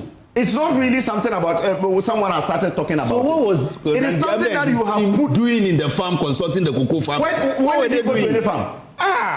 When did he go to any farm? The day that he went to the farm with that brand new chest, he never went back again. And this is a fact. As for you and politics, allow Mr. Money. Allow Mr. Money. It is common knowledge that our cocoa industry has been on a precipitous decline. So one hopes that this new law will crackle the industry back to life. And one area which could excite me is the reservation of 50% of cocoa crops for local processors. At least Cote d'Ivoire is doing that successfully, so we can also try. This is good news because we've been playing this service to the cocoa sector. Yeah, the painful. Do you know that all the cocoa butter we buy are from Cote d'Ivoire? Mostly. We don't do some in Ghana. Cocoa butter. Most of them we import. But that's an opportunity for you. Set up a factory. Let's do cocoa. So the time has come for us, to revive our industries. It will come with the creation of more jobs. Unemployment is still a Herculean task. It's a very serious headache. No, it will force some industry to even relocate to Ghana. Yeah. So we should also, by means of a comprehensive journalism, we should also sharpen the focus on that area, making sure that the local industry is revived. Chief, not to cut your thoughts again, but in Ghana, our attention is so much on the consumable cocoa products. Yeah. That is the pain for me. But the highest earning part is also the beauty products. That one, our focus is not so much there. We are all doing the chocolate, the toffees, the cocoa, brown cocoa, powder, and Milo, and that is all. But the beauty products that fetches more. Because, Charlie, China alone, if our cocoa butter or cocoa cream is properly done, China alone can save our GDP. So the whole rhetoric of value addition should be translated into concrete action. Okay. So that Ghanaians will get more jobs, Ghanaians will produce more, Ghana will export more, Ghana will earn more, and Ghana's survivor will be on ascendancy. Will be on ascendancy. Okay. All right. And one area we need to look at, it is said that every law without education is a hallucination. We need to educate people on this law. We usually assume that the cocoa farmer will get the nitty-gritty of this law by virtue of the fact that it has been passed. We need to go to them. We need to explain to them. We need to get them to internalize what the law says and reflect what they can reflect, so that collectively as a nation will. Thank you very much, Mr. Money. Today is the birthday of a brother of mine in the UK, Ibrahim Adam. Ibrahim is a fantastic academic and a consummate professional. Ibrahim, wherever you are, I say good morning to you. Happy birthday. May the good Lord bless you because you have a good heart. You're kind of, last time I met a woman who was telling me how, but for you, she would not have been able to take care of her child. So kudos to you, Ibrahim, and have the best of days today. Well, Afel Money, Mr. Afel Money is former president, Ghana Journalists Association. We're having our demonstration tomorrow to see our democracy. Okay, sure. You understand? We believe that the democracy is on a decline, looking at the set of laws for NDC and a set of laws for the MPP. And there is growing fear in the judiciary, right from the first day that they used Trump-up charges to remove the Chief Justice. Now, there is fear in the judiciary that any time someone is presented, they tilt towards what the executive want. And we believe that we cannot continue to do this. Excessive bail conditions. We do not want to come and say, our party has come, we also want to do this. It will be unfair if tomorrow, because I don't like Honorable Hussein Donko, because he has served, I just get him arrested, take him to Yoko, spend days there or months there, then at the end you leave the person. We want it to stop now. Okay. So tomorrow we are calling on well-meaning Ghanaians to come out to help us at least protest the decline of our democracy so that we save our democracy. It will be, the converging place will be at in front of the Supreme Court. Yeah. Then we enter into the Supreme Court to send the petition over there. Right. And we walk past Yoko. We will stand at Yoko to do some antics there before we can move to the seat of government at the presidency. Wow. Okay. We present our petition. Okay. Then the other petition will also get to Parliament with some leadership. Okay. This is only the first of series of demonstrations that we will do across the country to save our fledgling democracy. Okay, all right. Thank you very much. They're going for peace. They're going for peace. Our time is up. One only praise. Yeah. That the fundamental underpinnings of our stability will never be eroded by this series of actions. Okay, all right. Okay. No. We are not abiding. When the court takes a decision, how do you see democracy is under attack? Anyway, so they are going for P. Thank you very much. Thank you very much. Awal Mohammed is a member of the Communications Directorate of the MPP. Mr. Afelmoni is former GJ president. Donko Hussein is deputy director of National Service Authority. Dr. Kwame Asante is a political scientist. He joined us via Zoom. AM News Review is sponsored by Syntax Pipes, Pegasus Publishing, and Awake Purified Drinking Water. That's what it is. Thank you very much. Oh, you want a bigger one? Okay, Awake. They say bring a bigger one. Okay, thank you for watching. We have a lot more for you here on the show. So do stay with us. Don't go away.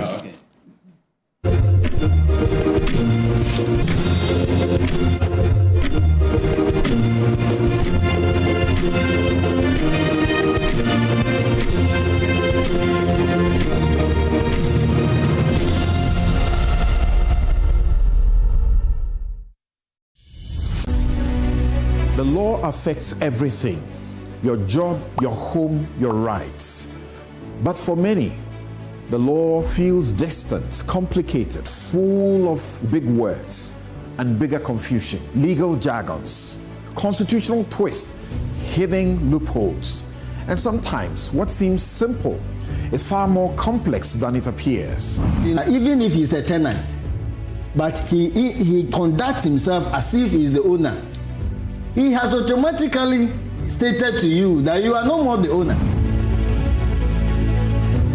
That's why there is the law, a program designed for you to break it all down, to explain, to clarify. The ends of justice are that the outcome must be fair, it must be conscionable, it must be equitable, and it must be just. The law, it's your legal rights. It's your health law. On Joy News, independent, fearless, credible.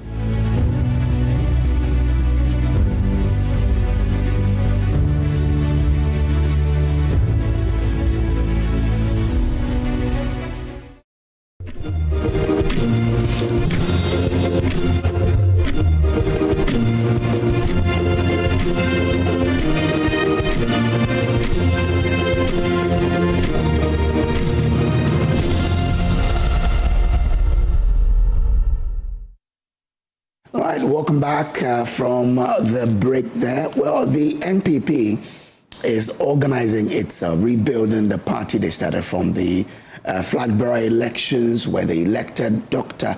Mahamudu Bawumia to be the flag bearer of the party for the 2028 elections. They've also done the polling stations. They've done coordinator elections, constituency.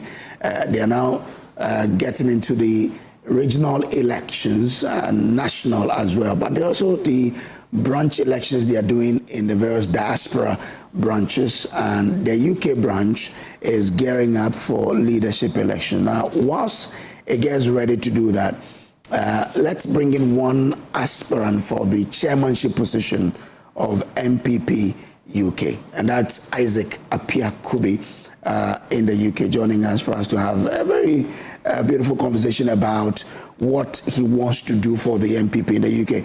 Akufo-Addo, good morning to you. Very good morning to your good self, Kojo. Okay. Trust all is well, sir. Incredibly good. We have we can only be grateful. Okay.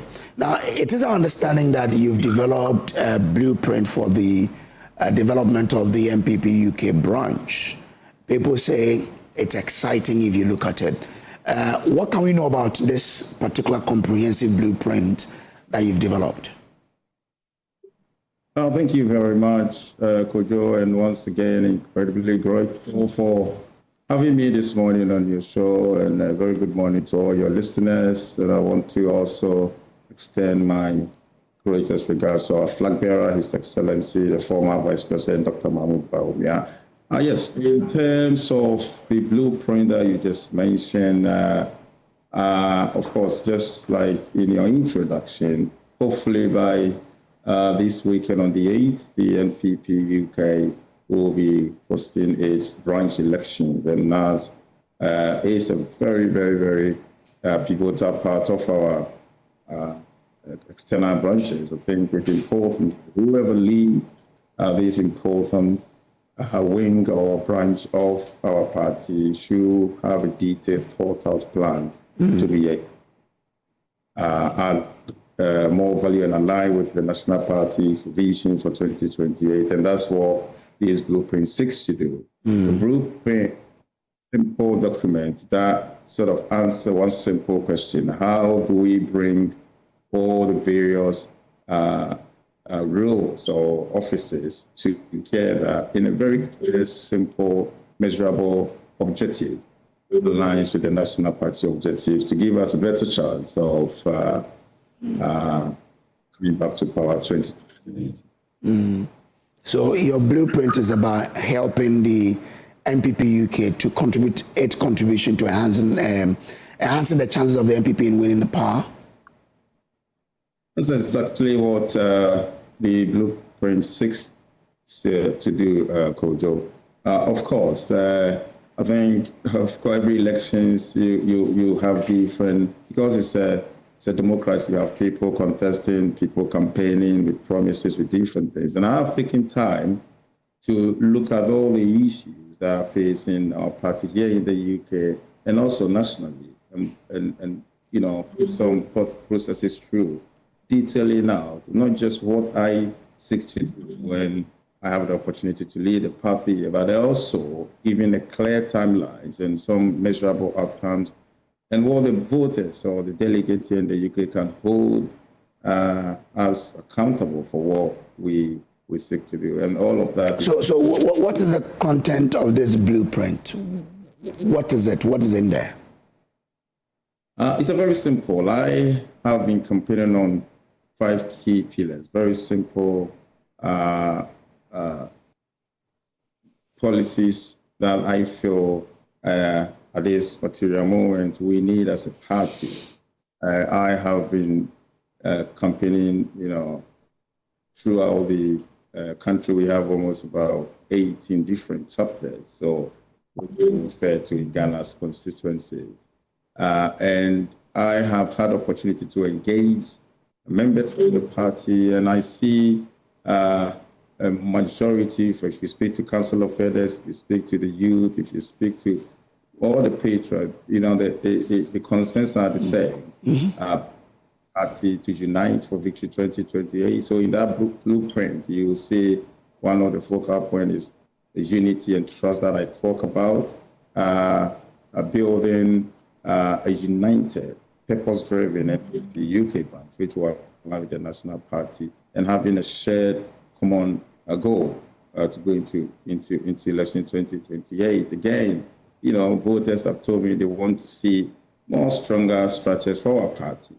And again, you'll see that detailing out in the blueprint where I talk about stronger structures for the NPP UK branch, which, of course, obviously, any serious political party that want to win election needs to look at all the structures that are in place. The blueprint also talk about our financial sustainability, going away from election cycle fundraising to a more sustainable, a more strategic fundraising activities, personally with the business communities, looking out for more innovative ideas to be able to sustain our finances, so we can be able to support, as you probably be aware, every political party needs funding to be able to run their campaign activities. And then you also see in the blueprint about the members, how we support the members, the member welfare. Of course, any political party is as strong as its members, so we have to be deliberate, intentional about looking at the welfare of these members. Then finally, how we prepare the NPP UK, making it ready for 2028 elections. We are set up as political party to win power, implement policies. If you don't win power, then no policies is good to anyone. So I want to prepare the NPP UK for 2028 elections and in alignment with the national party's vision and goals. And that is what the blueprint is about. And the detailing out from day one all the way to the 4-year mandate that I seek to lead the party here. Now, one will ask, what is your own contribution to the NPP UK and Ghana that puts you at the forefront of being the one to lead the party in the UK? Thank you, Kojo. I think that's a very important question. For me, I've been incredibly humbled to work with some great patriots in the party, from the chapter level, which I'm just the recent past chairman of West London, is one of the active, vibrant chapter in Ghana terms, because I know most of your listeners will be listening from Ghana's constituency. At the branch level, or which is the regional level that I'm seeking to lead, I've also had an opportunity to work with some great patriots. And at the national level, I had an opportunity, one of the founding members of the West London chapter, build everything from the ground with the lives of great patriots like Dr. Acosta, who then went on to become National Health Insurance Scheme Director. Dr. went on to become the chairman of the Fire Committee here in the UK. And the chapter has hosted a number of great patriots like the former majority leader of Parliament, Honorable Evans Mensah, Miracles Aboagye, who is a great communicator for our party and the whole. So we build that chapter forward. The branch level, I've been part of a lot of strategic and ad hoc committees. Was part of a committee that contributed and drafted the 2024 campaign strategy for the branch. Yeah, as part of that, member of the business team as well. And at the national level, again, I've worked with the likes of Dr. Nsiansari, Mr. Martin Treme, the former Minister of Health, the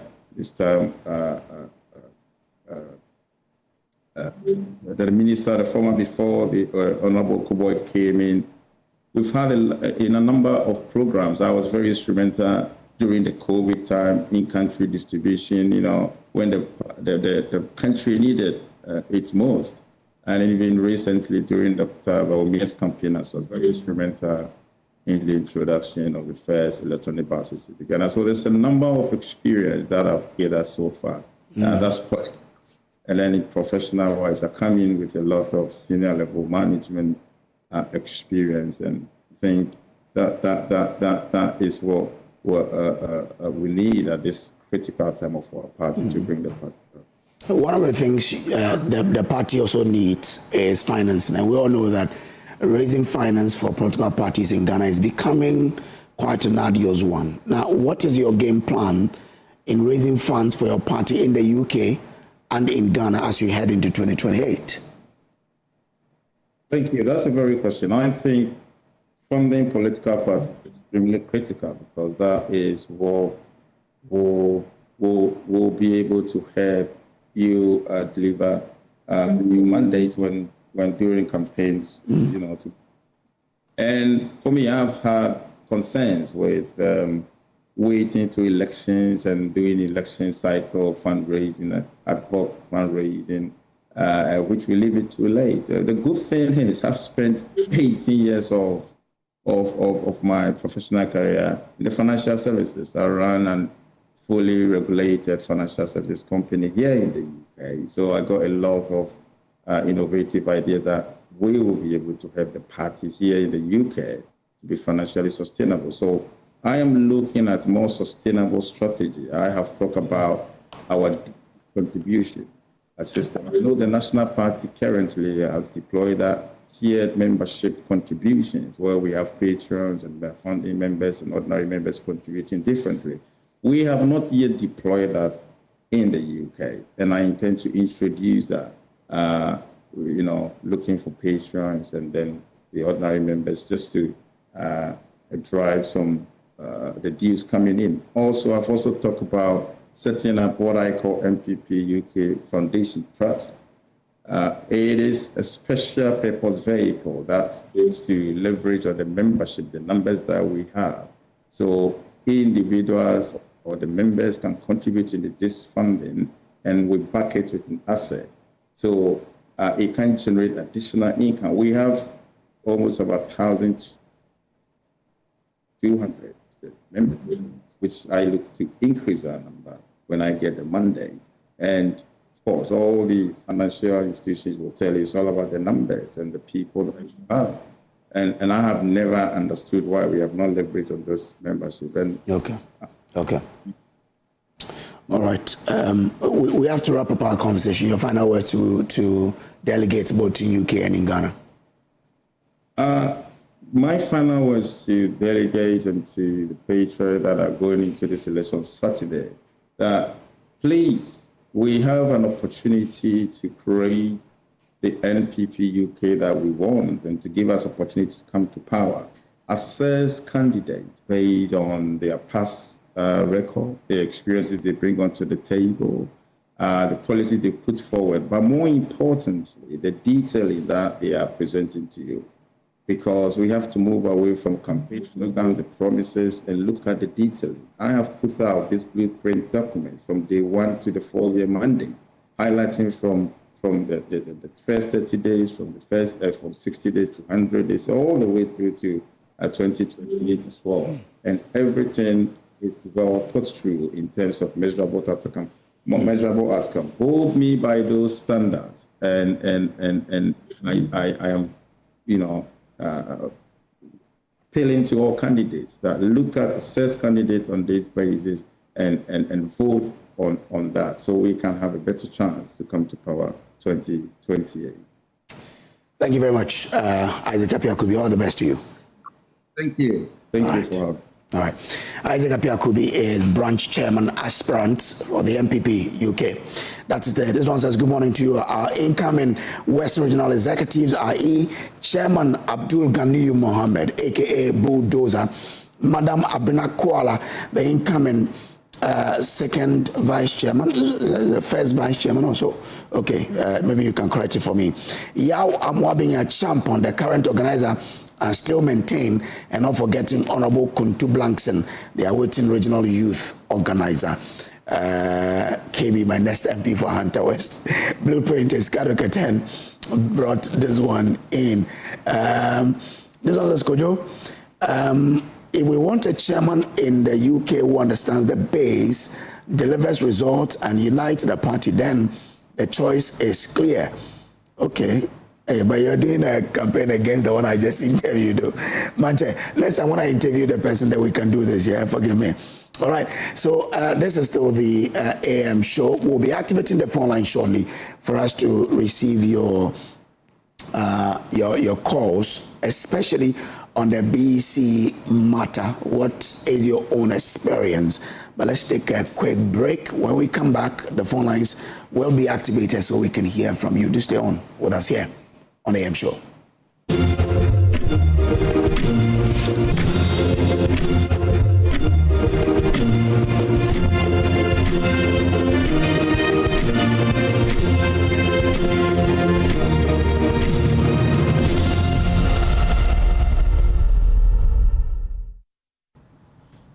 Okay, all right.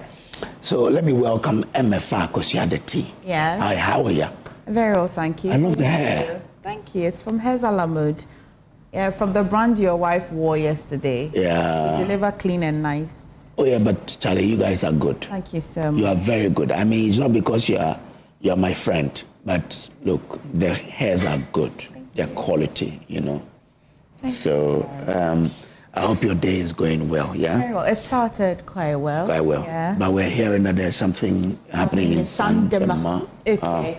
We'll get through to Martina to give us an update, but she had reported earlier some flooding matter up north, which had actually destroyed a few homes. So yesterday when we were here, I think Batalia gave, you know, a notice that in his constituency, about several bridges have collapsed because of what's happening there. It means the rains are intensifying up north. Yeah. You see, I told you that the weather forecast, they should say it in very simply. I think a lot of people who watch us would agree that all we want to know is, will it rain today? And if it rain here tomorrow, it's not partly, it's too complex. Oh, but it is within ranges. You they say 30%. 30% is less than 60%. Okay. 60% are likely, you know. All right. We're opening the phone lines, right? We'll try and connect with our Northern Regional correspondent to give us an update on what's happening in Sandema, especially for the floods. But you watching us today, there are a lot of matters that Kojo had treated earlier this morning, but top of it today is definitely the WAEC or BEC matters. Are you a parent? Are you a student watching us? You can call us and share your experience. Kojo, one of the takeaways from your conversation with John Capian as well, he spoke on SMS today. He insists that, well, because the numbers are huge, they can't be the ones reaching out. It should be that the association or reach out to consolidate these concerns and then reach out to them so they can see. And then he says it is difficult to know which candidate you're marking is coming from a private school or a public school. In fact, that's the more reason why the Private Schools Association is saying that then it could be a system failure. But how did the system predict that these batch of people are coming from private schools? What is difficult? I think maybe we've heard concerns from the private schools. This does not insulate public students or candidates who may have issues as well. Yes. I don't know if you understand. Yes, I do. But the private schools are basing the argument on the fact that historically we are known for a certain level of performance. What we are seeing is not what we are known for. You know. Anyway, let's bring in Abdul Ghani. Right. Hi, good morning. Thank you for calling us. Share your thoughts or your concerns. Do we have Abdul? Yeah, good morning. Good morning, Abdul. Please go on with your concern or thoughts. Yes, good morning.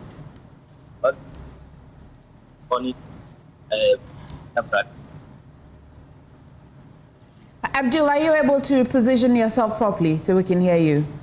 Yes, this is Abdul Bank calling.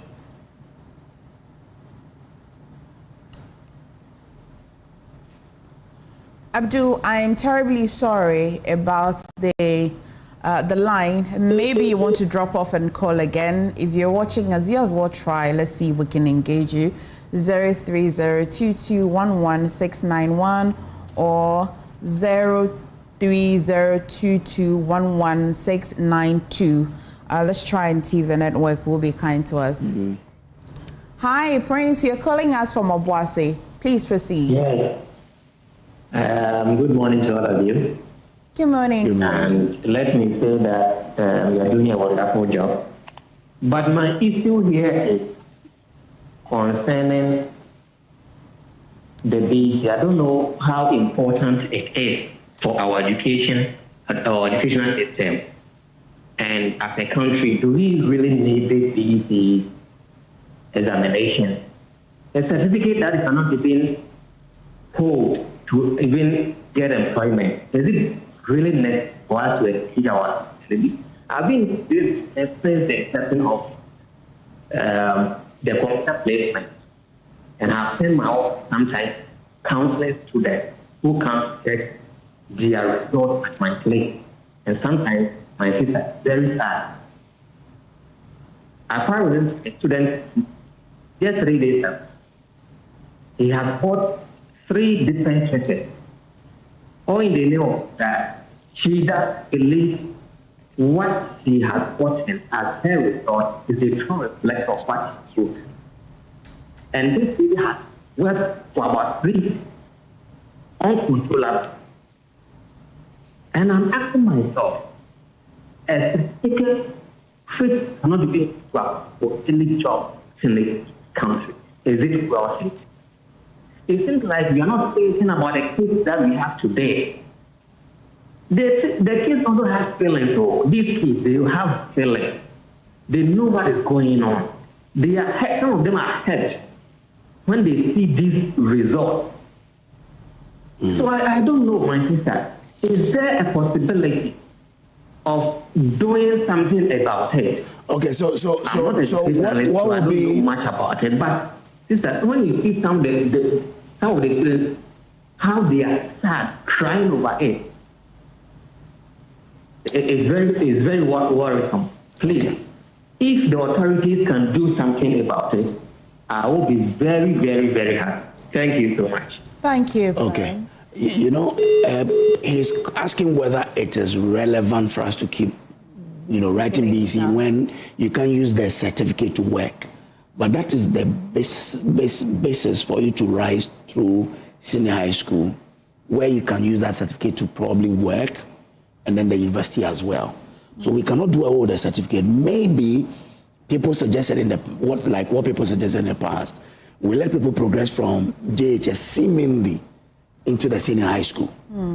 If that could be done, then of course we can say that maybe we'll do away with that examination. But must we? Because of what? And then he again says the children are worried about their performance.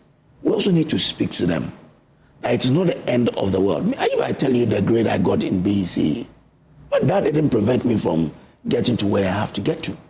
So we need to talk to the children that whatever grade you get in the BEC should not be the end of it. That's part one of the concern. We'll address my concern as well. But let's talk to Faustina, who's calling us from Dom. Faustina, please proceed. Hello, good morning. Good morning. Thank you for calling us. I'm calling from Dom. Yes, to concern the BC, really. Could you please speak up a little? It's really helpful because I know for me, my son, I know what my son can do. You understand? I really did teach me to the school that they had to give scholarship. And can you imagine a boy who has completed JHS, applied to a school, took him and he's teaching for applied and test. And he's bringing out the so his aim is about 21. He wrote all the answers. 15, I'm grade 15. I'm grade 15. For me, the thing I think if we can collect from the secondary, when they are entering secondary, I think they write down the plan. That's right, for entrance to secondary. Because this BC, it's really helpful. It's really helpful. This year particular is very horrible. Every school is affected.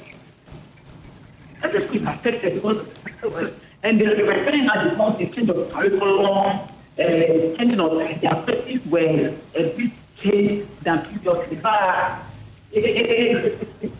it's not good at all. My son is for me, from since I got it, because I'm not in improvement at all.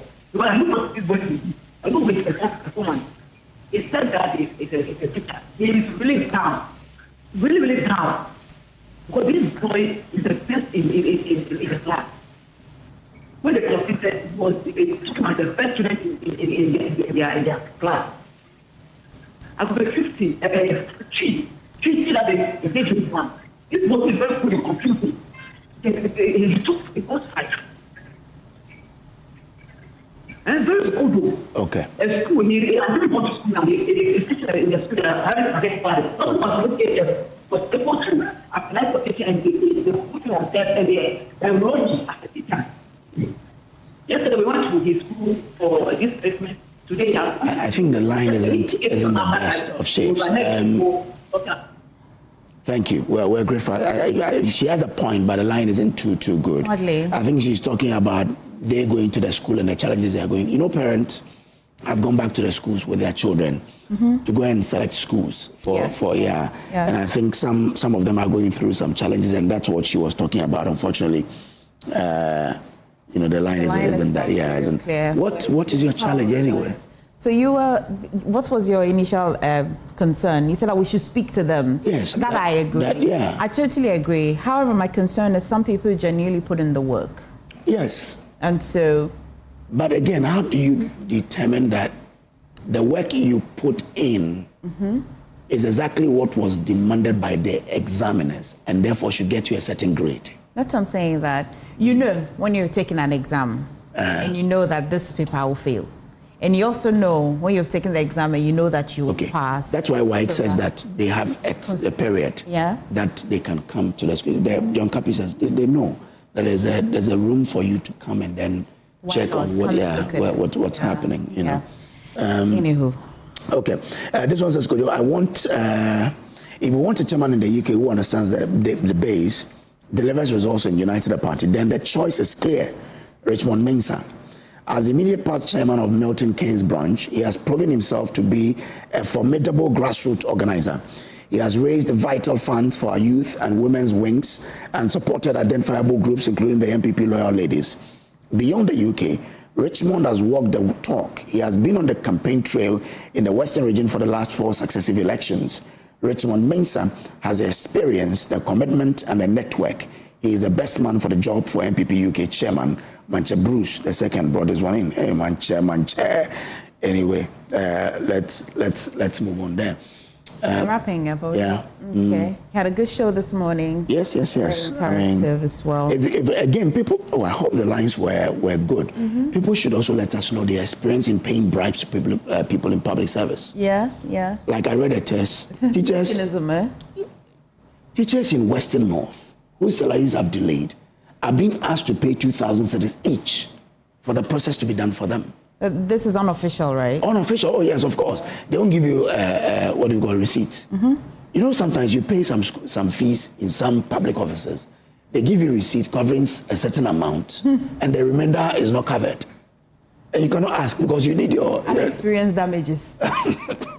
Damages that exist that you don't know. But the real concern, if you're bold enough to mention or name, why not? It makes the work easier because those who are alleging, if they are told or if they are requested to mention names, they will shy away from it. And that makes the fight even more difficult to achieve. But unfortunately, we are unable to pick more calls. We have to work on our lines so that subsequently we'll have a much clearer conversation when you call us. In the meantime, if you're watching us, you know, so SMS has got a number. They've advertised it, that you can check on our social media pages and pick the number. If you're a parent of a BEC candidate and you have some concerns, just put the concerns over there. We're trying to consolidate them and as well provide it for WAEC, so it makes it a bit easy on you. But that's it for today. How was your wife's birthday yesterday? It was fantastic. I mean, from Accra, I guess back home, this weekend, we'll do our own party home, you know. But I trust my father-in-law and my mother-in-law to give her a very good, you know, treat yesterday. So, it went well. All right. So that's it for today. Please stay for Joy News Desk and as well stay for the midday bulletin today. I shall see you later. Okay, let me say good morning to the United Family Connect in Hunter West, Auntie Evelyn, Lydia, and all of the members. Good morning to you. I hope that you keep well. Have a good day. And to everybody who watched us, we say thank you for joining us. Up next is News Desk.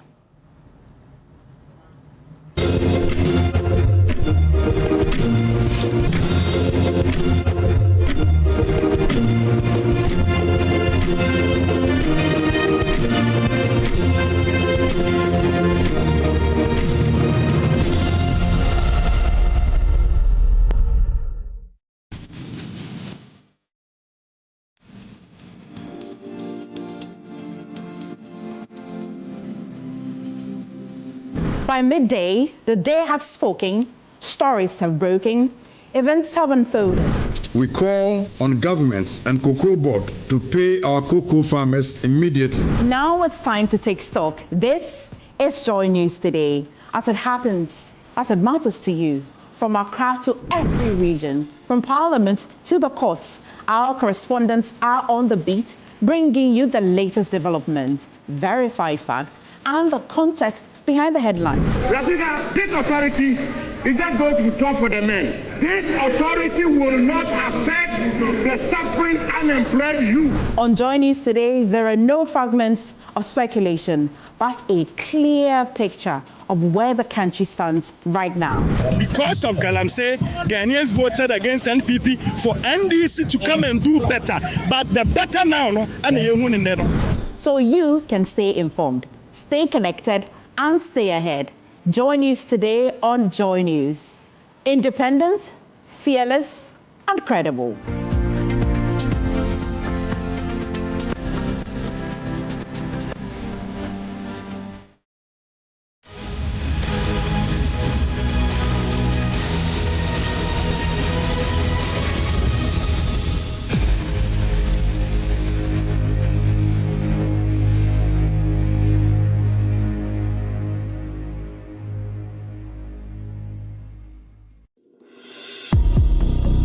Ghana's third largest hydroelectric facility, the Bui Dam, built to power industries and homes across the nation, now faces an existential threat.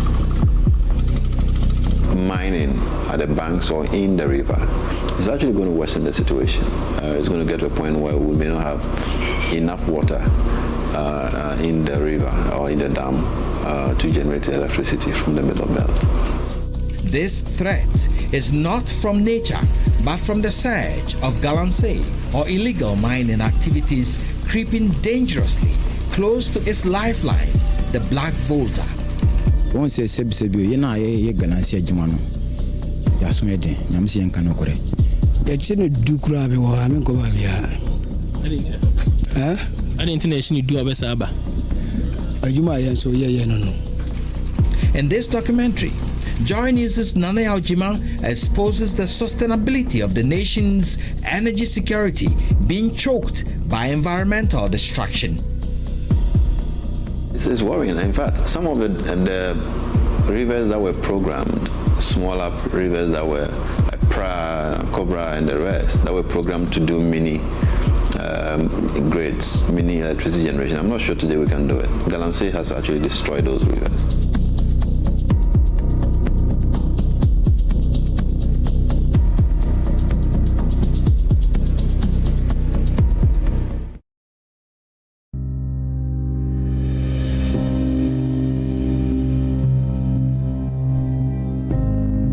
Electricity remains the lifeblood of every economy, and for a developing country like Ghana, its role in driving growth and development cannot be overstated. A reliable power supply is central to productivity from industry to household, hence the significant investments in generation capacity. According to the 2025 Energy Outlook for Ghana, the country currently boasts of an installed capacity of 5,260 megawatts, with a dependable capacity of 4,855 megawatts. This is expected to meet the projected system peak demand of 4,125 megawatts, with a reserve margin of 18%.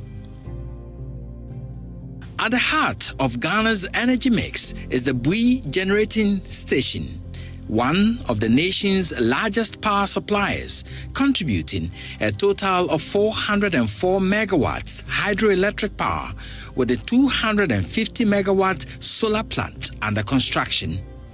The hydroelectric facility is built on the Black Volta River, falling within the Bui National Park, which is managed by the Forestry Commission. Executive Director of the Africa Center for Energy Policy, ACEP, Benjamin Boakye, speaks of the relevance of the dam on the country's power generation. If you look at Bui, it's not just about the power it generates or the megawatts that we get from it. It's also very strategic in terms of location. The geography that Bui finds itself within the Ghanaian context is quite strategic because you need some load in the middle belt to be able to balance your load and be able to ensure that you have great stability and reduce your losses. So in the middle belt, until recently when we sent some power generation to Kumasi, Bui was the anchor. It was the one that was actually preserving the integrity of the grade in the middle belt. But the upsurge of illegal mining within the reservoirs of the dam threatens the dam's lifespan. Aside from some individuals mining in the Black Volta, illegal communities are springing up within the reserve. Acting Deputy Chief Executive Officer of the Bui Power Authority, Samuel Nimakumbuatin, speaking to the media in July 2025, explained the authority is overwhelmed by the invasion of its operational area. The interview was on the sidelines of a visit by some top officials of the Ghana Air Force to the BPA. As we all know, Galamsey has become very rife in the country. All efforts are being exhausted here to extirpate here the activities of Galamsey. And without the military at the forefront of this fight, we cannot achieve anything. A Joy News investigative team set out to gather evidence of illegal mining along the dam. The team made a 30-minute journey on a boat to one of the communities notorious for illegal mining. This new settlement for illegal miners is named Akufo-Addo. The mission here is to gather facts on the reality of a national security threat posed by the illegal miners and their activities close to power installations. Even before the boat will dock, the noise from the Shamfan engines is heard about 300 meters from the mining area.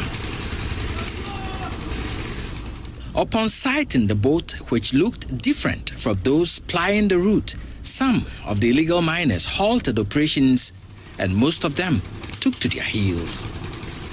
Others threw caution to the wind, perpetrating the illegality with impunity. They mine along the banks of the reservoir of the Bui Dam. The area being mined, according to sources, is an extension of the dam in the rainy season. Here, the mining operations mainly involve the digging of small pits about 4 to 5 feet deep and the same size wide. Simple tools like hoes and pickaxes are the main tools deployed for the activity. From the soil dug, they wash for the precious metal. With Shamfan machines, they pump water from the dam to wash the sand for the gold deposit. This wastewater is diverted back into the dam, leading to the siltation and pollution of the dam. Acting Deputy Chief Executive Officer of the Bui Power Authority, Samuel Nimakumbuatin, says the menace is causing siltation of the dam's reservoirs. When the Galamsey activities is done, especially the upstream, what happens is that it causes siltation of the river. And that decreases the effective volume of the reservoir. So if, let's say, we are expecting the reservoir to contain about 100 meter cube of water, because of this Galamsey activity, it will rather reduce it to about 80. And then when it reduces to 80, it means that you have limited amount of water to generate power, and that will affect the power generation. But the miners insist their activities in the river and its banks cannot harm the dam. One of their leaders, Etu, claims they mine sustainably.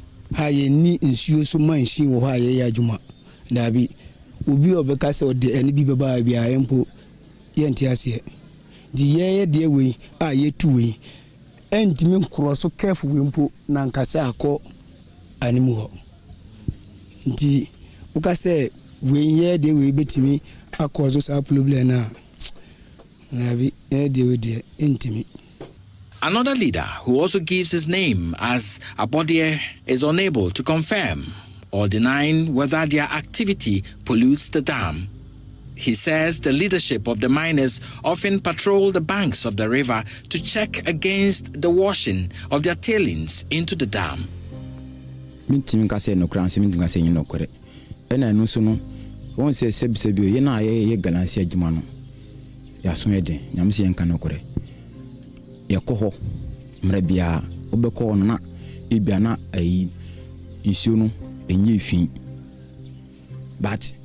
ubesan ko na aliki afa baby nti etom da bi kura na ye no mu ye bom hard wo. According to Aboagye, in the rainy season, their mining committee ensures all the dugout sand is sent far from the reach of the dam's overflow point. By this measure, he says the sand is not washed directly into the dam. He has no season, time and soon beto. It is soon beto. I am a baki a eba a chiri. Sinebea yensu nya problem because when I me there me nya manwa bia na yede edidi ti bosu sebi me sere me kan ye ka se ye fi gun so no ma gise e bia sisia but entim ka se eno kran se no kore. The generation of hydroelectric power depends on rainfall patterns to sustain the water levels in the dam. With illegal mining silting the dams and the erratic rainfall due to climate change, many are pointing to a national emergency in dealing with the situation. Executive Director of the Africa Center for Energy Policy, ASAP, Benjamin Boakye, envisages half of the Ashanti region may be cut off the national grid if the situation persists. So if it is given as a minimum of 200 megawatts, without that, almost half of Kumasi will not have electricity. So that is how significant. We have in recent years also see the plant struggle, and sometimes when the rains don't come on time. So if we keep mining at the banks or in the river, it's actually going to worsen the situation. It's going to get to a point where we may not have enough water in the river or in the dam to generate electricity from the middle belt. For mining activities, many youth of the Bongasi community, one of the communities along the Black Volta, have deserted their homes to settle in the reserve. They are the main people behind the illegality. Meet Henry Ahin, who is believed to have discovered the community which is now called Akufo-Addo. I'm from Akufo-Addo. I'm from Henry. But I was almost say, Bahono. I almost me etia. You need party etia. I know my friend Akufo-Addo no sana. Akao. Le from Akufo-Addo is that tukuru. There's no one almost say tukuru. Nti say bia obi fili hazi anaso obi fili baby na oba kwa almost say Akufo-Addo ekura. Eno na ma akao sa. The area which Henry made his second home for fishing activities was called Kasebomi. He has been fishing at the location for over 10 years, and the business here was very lucrative. But the invasion of the area by these miners has negatively impacted the fishing business. He says the dam sometimes turns muddy due to the mining activities.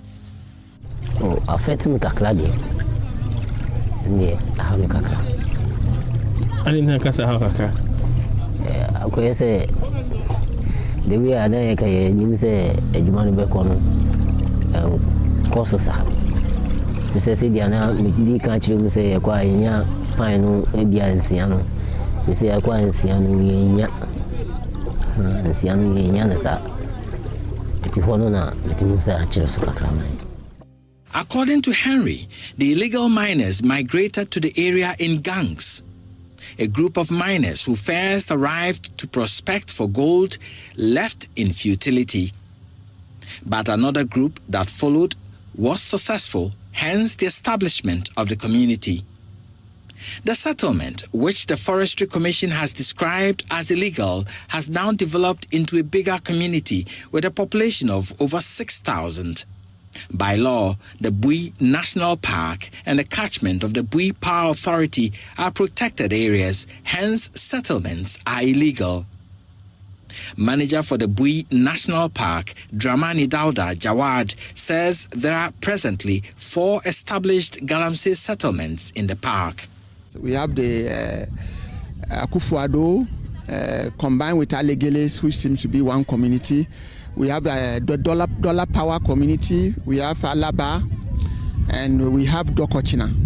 So about 4 major communities. The rest are Scotty, sometimes fisher folk who put pavilions along the Black Volta just to stay and then do fishing. Among these settlements, the Akufo-Addo community poses the greatest threat to the Black Volta as they mine just on the banks of the dam. The settlement is a slum. Homes here are constructed from wood and metal sheet roofing. Other structures have nylons or plastics used as roofing and covers for the wooden shacks. It has its own provision shops, boutiques, restaurants, drinking spots, entertainment centers, beauty salons, among others, all operating in the makeshift structures. A mosque is erected here for the Muslim inhabitants. Under one of the shelters serving as a salon and provision shop, I caught up with these women. Gladys, who relocated here from Kintampo, Apeosika, is getting her hair done. She claims to be a shop attendant, but will not give the name of her shop nor that of the owner. But she says she is at a settlement to make money, though disappointed after arriving. The mama de beduane say na me hedwuma na me dwuma na asay mama me so ewu me peska koyeye me nyeska koyeye na obi say dwuma wa na me de bae nti dwuma be na ba be no ha pacho me ton ade wa stone ade be no stone mu kan ne ma woton chebe pacho drinks and biscuits. Na oba business to send Akufo-Addo ha. Se say jumanye. Ubeta na ofita na pa ko pimenye bra yan to ade. Tama de be di kura yedene. I didn't know enter the first net to send us to sing. Oh, mpacho memba hada. Meba kura afi na manya bosume. Nti nse nipa no ka cho say dwuma ha no adada wana. Meba try.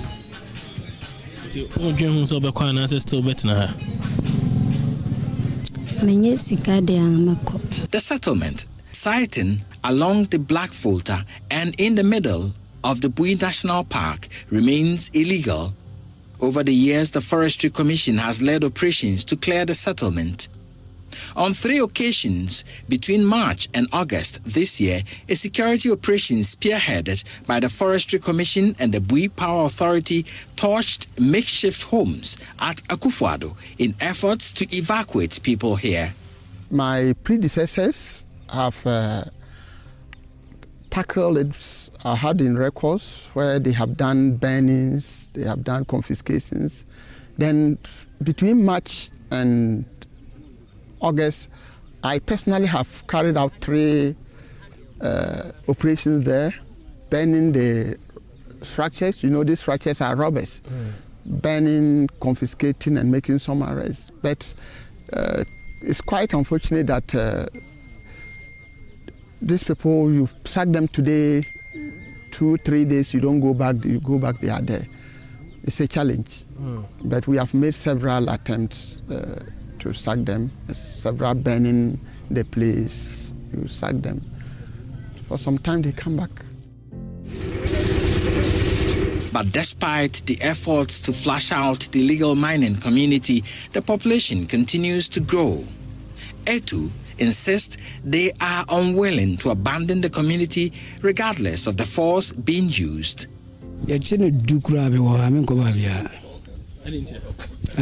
I didn't know she do a besaba. You say, on said, yes, a Juma, and so ye no. Until Mammy Dimin Cotanafi, Emani ye, dear Juma, and so may no. Yes, she do a. Ye say, oh,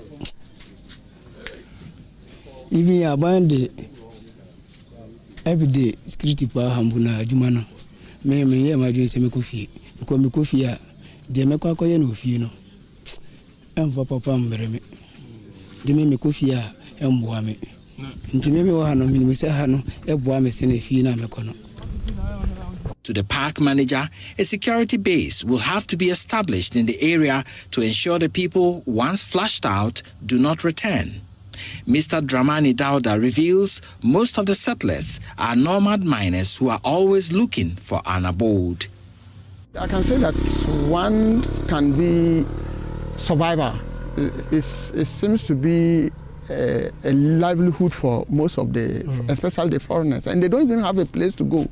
So as far as they get there as an abode, sometimes you search them, which community do they belong to. So if they don't identify another mining site to go, it means they hide around or they move out for some time, then they monitor the system and they get back. Most Ghanaians, you arrest them or you go to burn the place, most of the Ghanaians sometimes leave.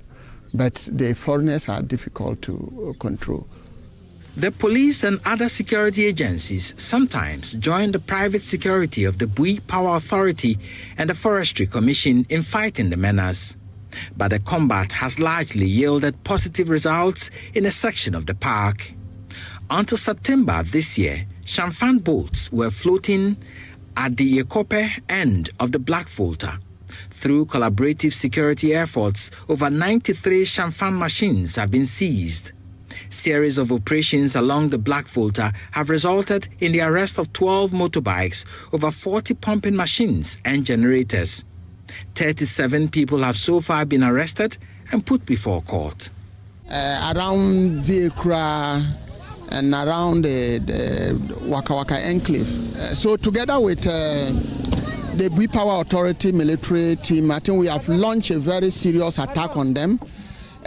We are able to, let me say, over 90% successful, because we confiscated over 90 Chamfan machines on the water, and then we banned a lot of their items that they use. So it used to exist for the last 2 months and 3 months back, but successfully I think we are able to attack that aspect, and it is now at a low side.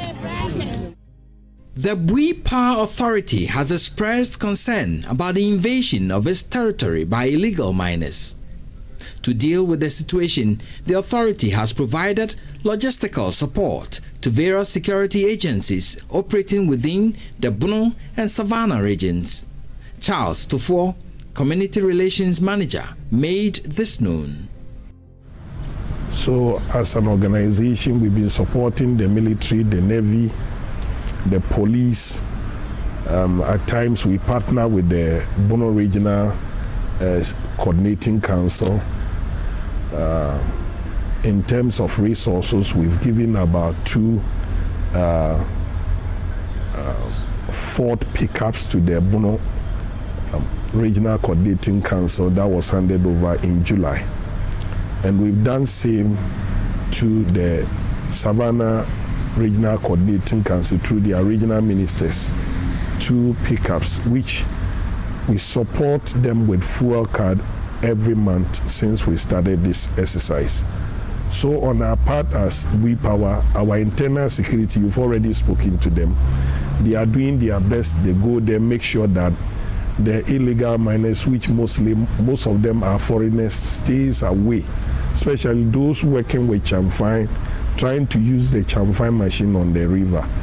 They normally go and, sack them, arrest some of them, and now we have about 91 Chamfan machines seized and about 54 water pumping machines seized from the illegal miners. We will keep them, and I think at the appropriate time we are going to hand them over to the government to take the necessary action on these things. In spite of these gains, the Forestry Commission cannot renege, as the damage caused within the catchment remains huge. The harm of illegal mining to some of the country's major river bodies remains glaring, as some of them continue to lose their quality. Some of these rivers, including the Pra River, were programmed to be used in energy production. But with the damage done, many doubt the ability of such rivers to serve the purpose. Benjamin Boakye of ASEP warns against losing the Bui Dam as well. This is worrying. In fact, some of the rivers that were programmed smaller rivers that were like Pra, Cobra, and the rest that were programmed to do mini grids, mini electricity generation. I'm not sure today we can do it. Galamsey has actually destroyed those rivers. So we can't now have existing rivers that are generating power also get threatened. These chemicals that I'm not sure to what extent they could even react with the turbines and energy systems that we will put into the river. So we need to carefully look at it and stop it before it degenerates or get worse. Because once they start and continue the way they've done to Eastern, Western, and Ashanti region, we may lose the dam. In July 2025, the Ghana Air Force revealed plans to establish an Air Force base at Joboy near Bamboy in the Savannah region for its operations and to offer help in the fight against illegal mining on the Black Volta. The initiative forms part of the renewed commitment to combat illegal mining and protecting public investments. This was announced by the commander of the Tactical Air Command at Bui, Air Commodore Kwabena Kisiedu Mankure Atiemu, during the visit of the Ghana Air Force Commander, Air Vice Marshal Patrick Ajen Frempong, to the proposed project site and the Bui Power Authority as part of his maiden working visit to the area. Bui Power Authority also in seeking to protect the dam and to stave off certain threats that are in the reservoir and north of it in the Black Volta are also very happy assisting us and partnering us to set up a base here so that we can have an airfield that both facilitates security but also will facilitate logistics and that kind of thing in support of the dam. The first phase of the project, which includes an operational airfield, is expected to be completed within 2 years, while the entire development will take 5 years. Until the project completed and the intention of ending all illegalities along the dam's catchment is achieved, Bui Power's 404 megawatts generation facility will continue to be under threat. The Bui Dam is more than concrete and turbines. It is the heartbeat of Ghana's middle belt, the power behind industry, schools, and homes. But Galamsey threatens to dim that light. Protecting Bui is not just about saving electricity. It is about safeguarding livelihoods, preserving our environment, and securing Ghana's future. The choice is ours. Gold today or light for generations.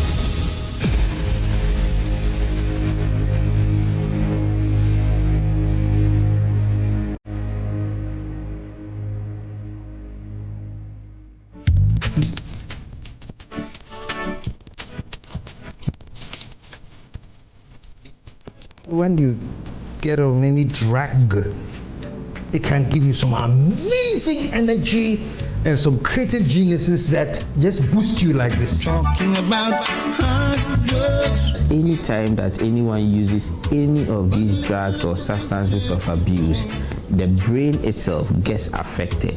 Talking about hard drugs. Creatives, their brain never rests. They are inquisitive. They want to unfold or uncover, release things that somebody will be like, wow, how did he get to that frequency? And when they stand on stage, they mesmerize us.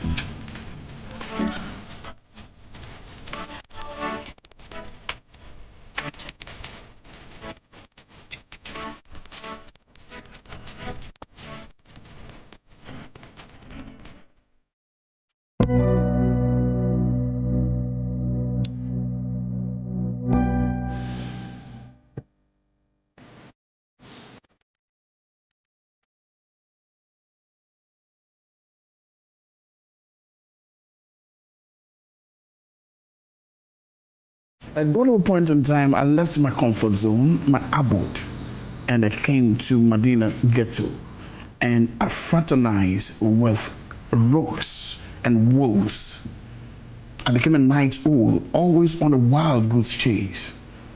And sometimes making 3 square meters a day seems difficult and almost impossible for me. This is Noah King, a presenter who once worked with a popular radio station in Accra in the early 2000s. Noah's exceptional presentation skills earned him a lot of admirers. But his promising radio career was truncated when he was plunged into an abyss of drug addiction.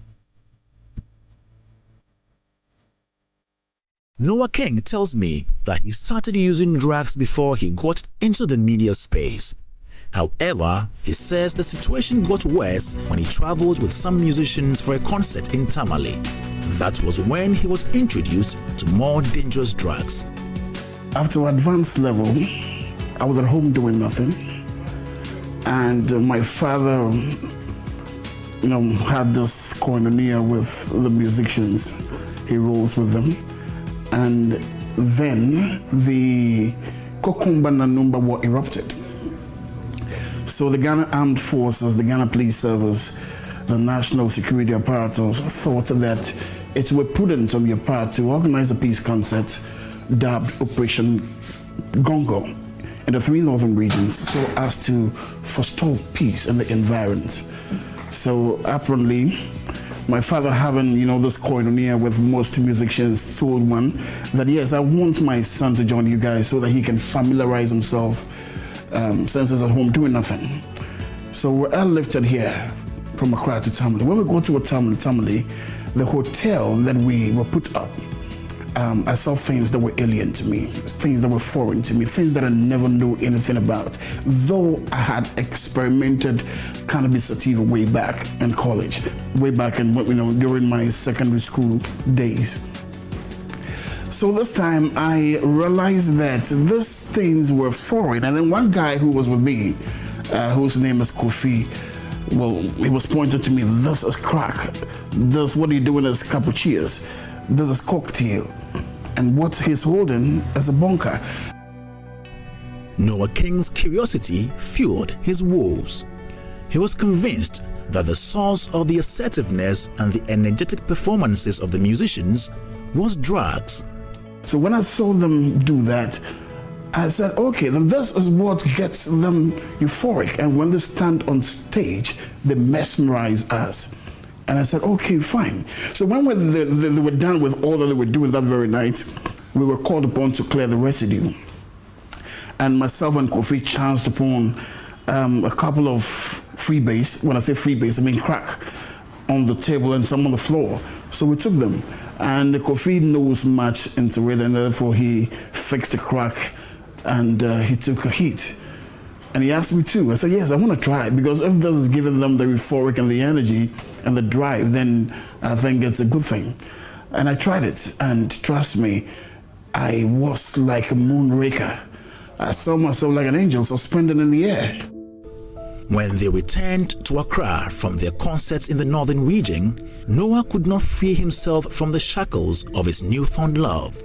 He spent his money on different types of drugs, including those that would enhance his sexual potency. So from the experimental stage, I moved to the recreational stage.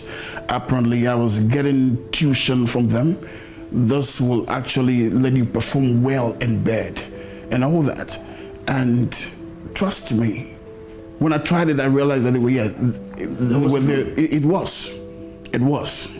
But one thing about drug is this: when diminishing returns set in, you will get to understand that no, you're going down on bended knees, and even you wouldn't get erection, let alone ejaculation. Yeah. The drug addiction had a toll on Noah's work. He would rather spend time in the hazy stupor of his drugs than go to work. Eventually, he was sacked. It got to a point in time, instead of me going on air, I wouldn't go. I would say, move to Dabri. Najib, it is a good play for me. So it got to a point in time, despite says, no, it seems this guy has lost it. just lost focus. And apparently I was relieved of my duties. Not only did Noah King lose his job, he also lost his family and resorted to sleeping in slums. One day I went to town, and then before I came back, she packed bag and baggages and left unceremoniously with a young chap, Jaden, and they left. And when I came home, I said, oh yes, beautiful. I love it that you guys went. Wow. Reasons being that the little that I have, I can use it to satisfy myself again. But Noah King is not the only Ghanaian creative that has suffered the scourge of drug addiction. Kiki Jan, Timothy Bentum, OJ Black, Nasty, Lord Kenya, Akufo-Addo, Sugar Tone, and Red Eye of Too Tough fame have been in this situation. While some are able to overcome it, the addiction knocks others into penury and, in extreme cases, death. But the big question is, which drugs are commonly abused? Dr. Julius Hatcher, a psychiatrist and clinical coordinator of the Pantan Hospital, tells me more. Commonly, what we are seeing, and the most common substance all around the world, is alcohol. Alcohol is a very, very toxic drug. Unfortunately, it's among all of them the most legal and illicit of the drugs. Yes. Whenever you see adverts on TV about liquor or any bitters containing alcohol, they say 18 years and above, but who really checks for ID cards whenever alcohol is being purchased? So alcohol still continues to remain the most predominantly used substance or drug for that matter. Cannabis comes soon after that in our setting, where people use and are able to get at very cheap prices, 2 cedis, 5 cedis, and they are good to go. They still enjoy their high.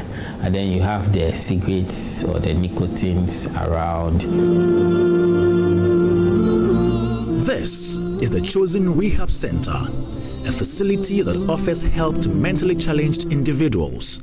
This was where Red Eye of Too Tough fame, after battling drug addiction in 2023, got relief. The use of drugs is one big problem bedeviling the creative industry. A lot of creatives the world over have lost their lives, their sanity, and their livelihood through drugs. But what really pushes them into this act? Let's find out.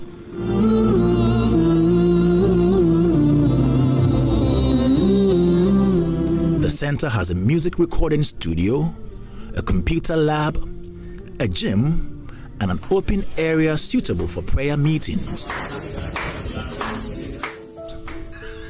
The Chief Executive Officer of Chosen Rehab Center, Apostle Daniel Kobe Washington, tells me about some of the things that drive creatives into drug use.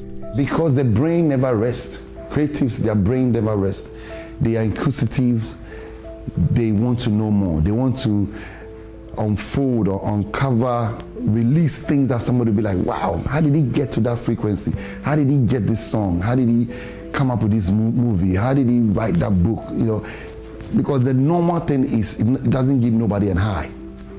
Something that is common, nobody wants to fall for it. But you want to come up with something different.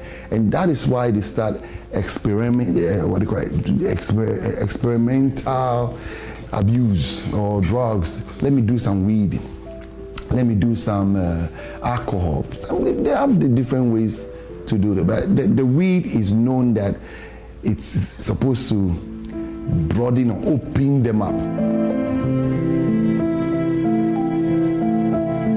According to satirist Kweku Sintim Misa, popularly known as KSM, the biggest push for drug use among talents in the creative industry is the ability of the drugs to evoke wild creative ideas.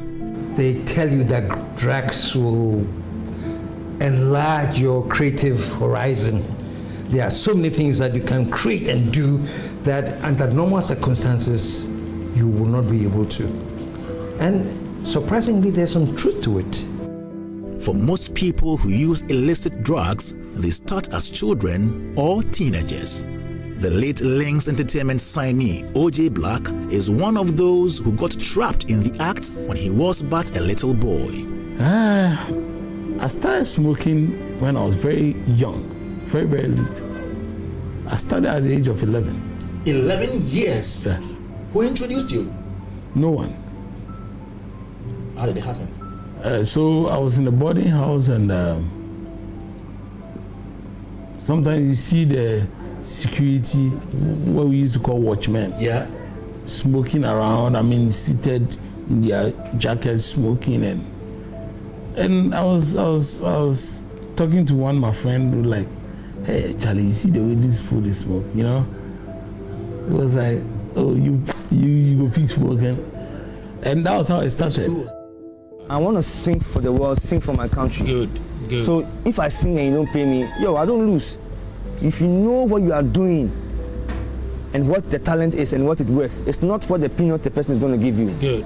Nasty, a former member of the Lifetime Family Music Group, tells me that his relationship with drugs was birthed during his time in Adisadel College. Little did he know that what made him high for a moment would ruin his life forever. This whole thing started in school. You understand? This whole drug thing started in school. I studied and then this school guys say me sell you out. And I'm trying to say about my life story. That these two guys are telling me that because I went to Adisadel, I'm selling Adisadel College guys out. But I'm not gonna lie. I started these drugs around at the year 19. I was a little kid. I was a little bit stubborn because Charlie, rather you need something strong. I don't worry. So far as my motive is to stop drugs, I don't want any drug conversation because right now, I'm trying to say no to it more than going to rehab, or they should tight me. They don't want me. You understand? Say no to it. You have the money in your pocket. You say no, you won't buy it. That is real rehab. Dr. Julius Hatcher says drugs impede the normal functioning of the brain. The whole concept or the whole idea of drug is that it has got a biological basis. Addiction now demonstrates a biological basis, making it clear that any time that anyone uses any of these drugs or substances of abuse, the brain itself gets affected. It halts the maturation of the brain, and to some extent it even causes the brain's maturation to regress. So certain social skills that you would expect that a person will acquire at a certain stage, because of the use of drug, they may not gain or acquire it. That notwithstanding, the general perception that drugs boost the confidence of creatives is rife among entertainers. Although Noah King agrees with this notion, he cautions that the consequences are dire. On the prelims, you would do better. Because you can imagine when you are behind the turntable and being highly spirits and the music is going on, and you want to scratch, you want to do this, you talk, you get to the euphoria. So I always have the intuition that no, when I don't get high, I can't perform that well. But it will get to a stage and time where you will no longer use the drug for your work, but the drug will be using you. For entertainers who depend on drugs for their creative activities, KSM, who admits to attempting drugs in the past, advises that the future is bleak. According to the venerated comedian, people who create works of art without external aids like drugs are usually more successful. When you get on any drug, it can give you some amazing energy and some creative geniuses that can just boost you like this. You know? Speaking from personal experience. Can I finish? Okay, finish. That can give you the boost. However, trust me, if you rely on your natural and you give yourself enough time, you'll be amazed at what you can accomplish. The deception is that one gives you an immediate thing that you can do, and you think, oh, this is it, this is the way out. But the more you do it, the more at the same time it destroys that capacity. you know. So you can be the greatest creative and everything, but later on you realize that it brings you down again very, very, very fast, you know. So my advice is don't depend on any external high to get creative, because it will give you just that boost, you know, but you can't depend on that boost. Now the other question, did you ever try it, any of those drugs? I tried something, you know,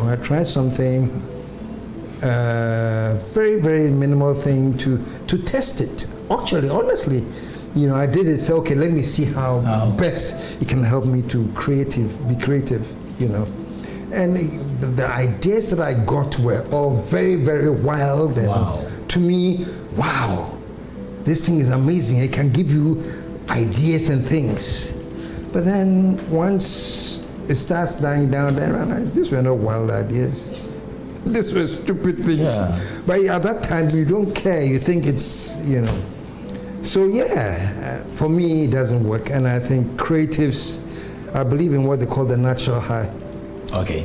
You know, I believe in what they call the natural high. Creatives who stay natural and depend on the natural high are always more successful, and they have longevity than those who depend on the quick high thing.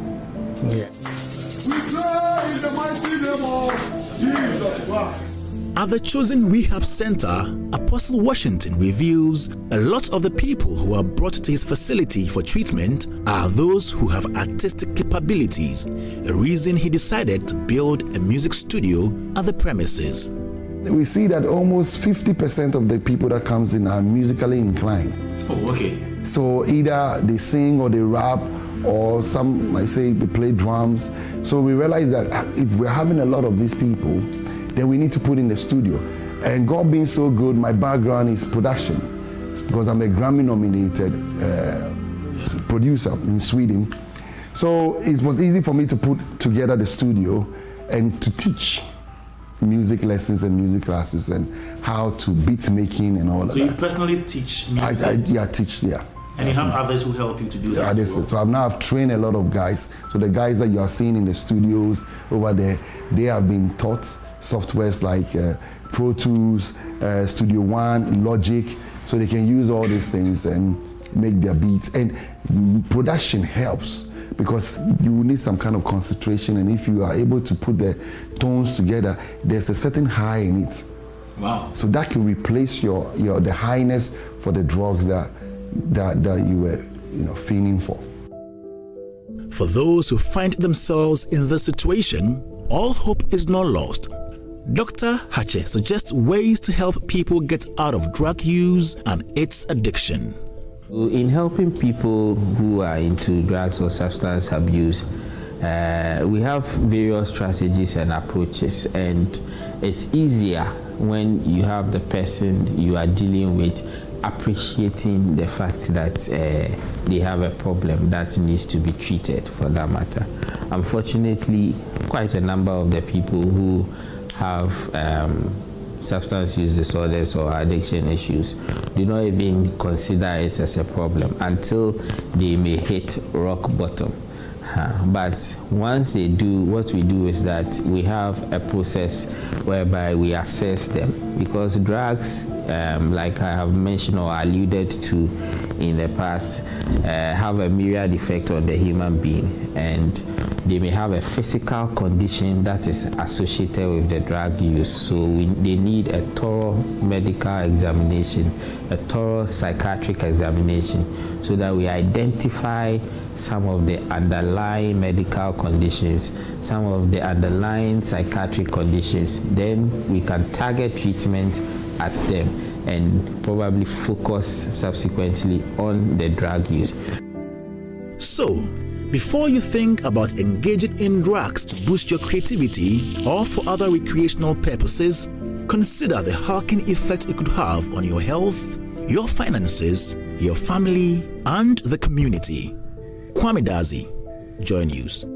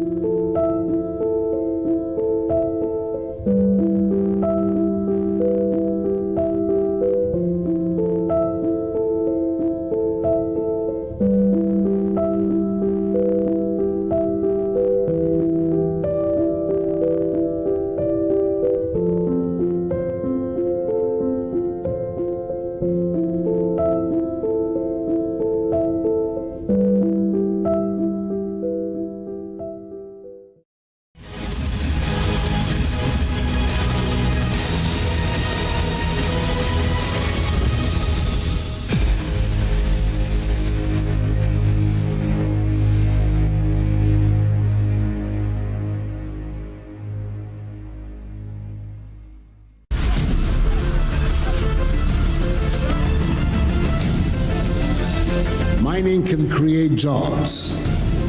Mining can improve livelihoods. And mining can generate wealth. But it cannot and must not do so at the expense of damaging the very environment that produces the riches. Nobody provides a license for you to mine in a water body. It doesn't happen in Ghana. When I see these things, I ask myself, who are behind this? I can't buy excavator, but the ministers and the MPs, you can do that. So we are saying, I am prepared to put my presidency on the line on this matter. You send soldiers after the young people. That is not the way to go.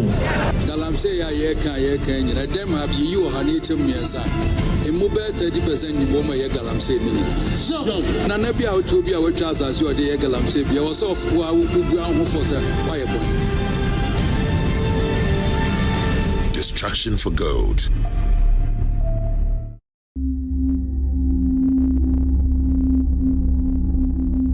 The U.S. Geological Survey gold statistics for 2022 pegs the world's global gold reserves at 54,000 tons.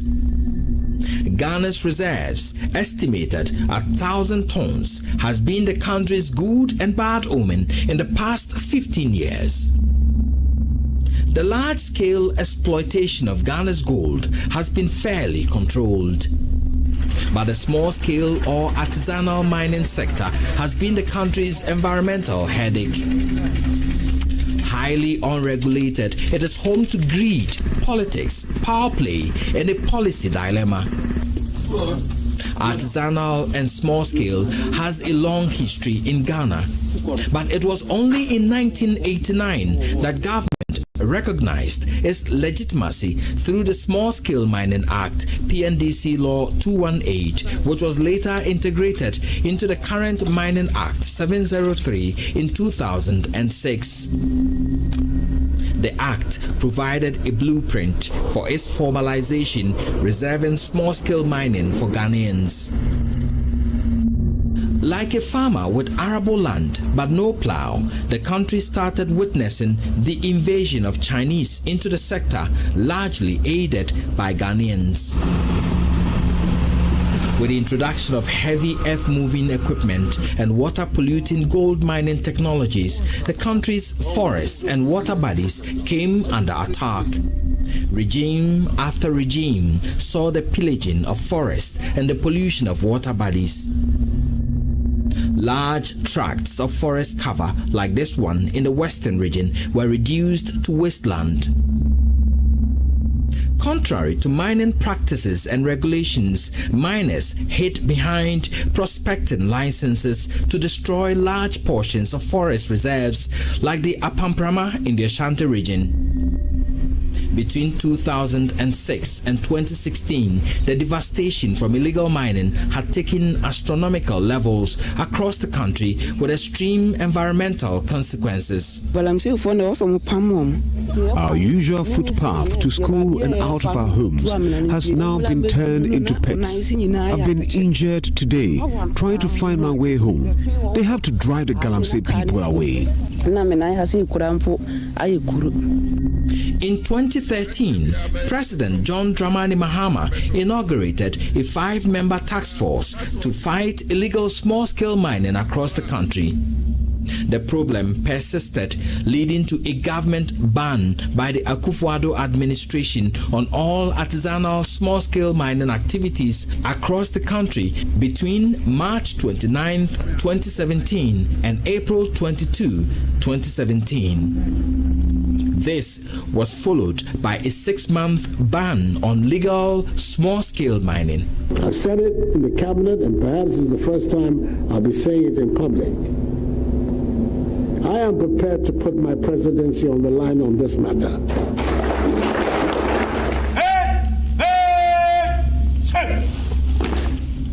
A military and police task force codenamed Operation Vanguard was formed mid-2017 to enforce the ban and eliminate illegal mining. Later, an interministerial task force called Galamstop was roped in to assist and remove seized excavators from the field. But even in the midst of the ban, miners like this one were actively mining in areas like the Kobro section of the Apamprama Forest Reserve. In the Tabosere Forest Enclave in the western region, miners pillaged the forest, claiming that they received concessions from the Minerals Commission. This site was allocated to me by the Minerals Commission. They made allocations at a small-scale level. For miners like us, they don't give any certification. Though the task force made a lot of gains, a number of excavators transported to Accra by the Interministerial Task Force under Professor Frimpong Boateng could not be traced. This medical doctor who purchased and hired excavators for hiring lost a number of them. They were seized by the Interministerial Task Force. So I came to Accra to find out if the machines were really here. So when I came upon my search, I found out that 2 were at industrial area. So I went back to prepare myself and come for them, follow the procedure and come for them. So when I got back, I decided to check on them again. I found out that one of them was not around, was missing. Perhaps the account of this low-loader truck driver hired to move some of the excavators gives an inkling of what happened to the missing excavators.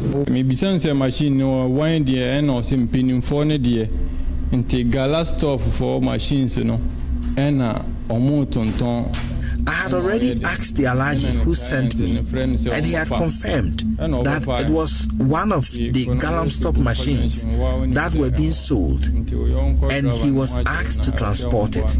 So from Konongo to Bumfa Junction is a short distance, so I decided to help a friend in need.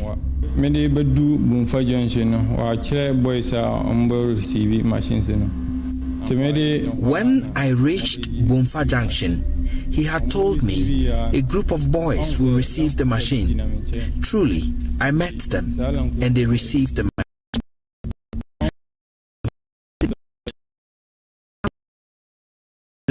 and took the money. How much did they sell the machine? I see 50,000. He said 50,000.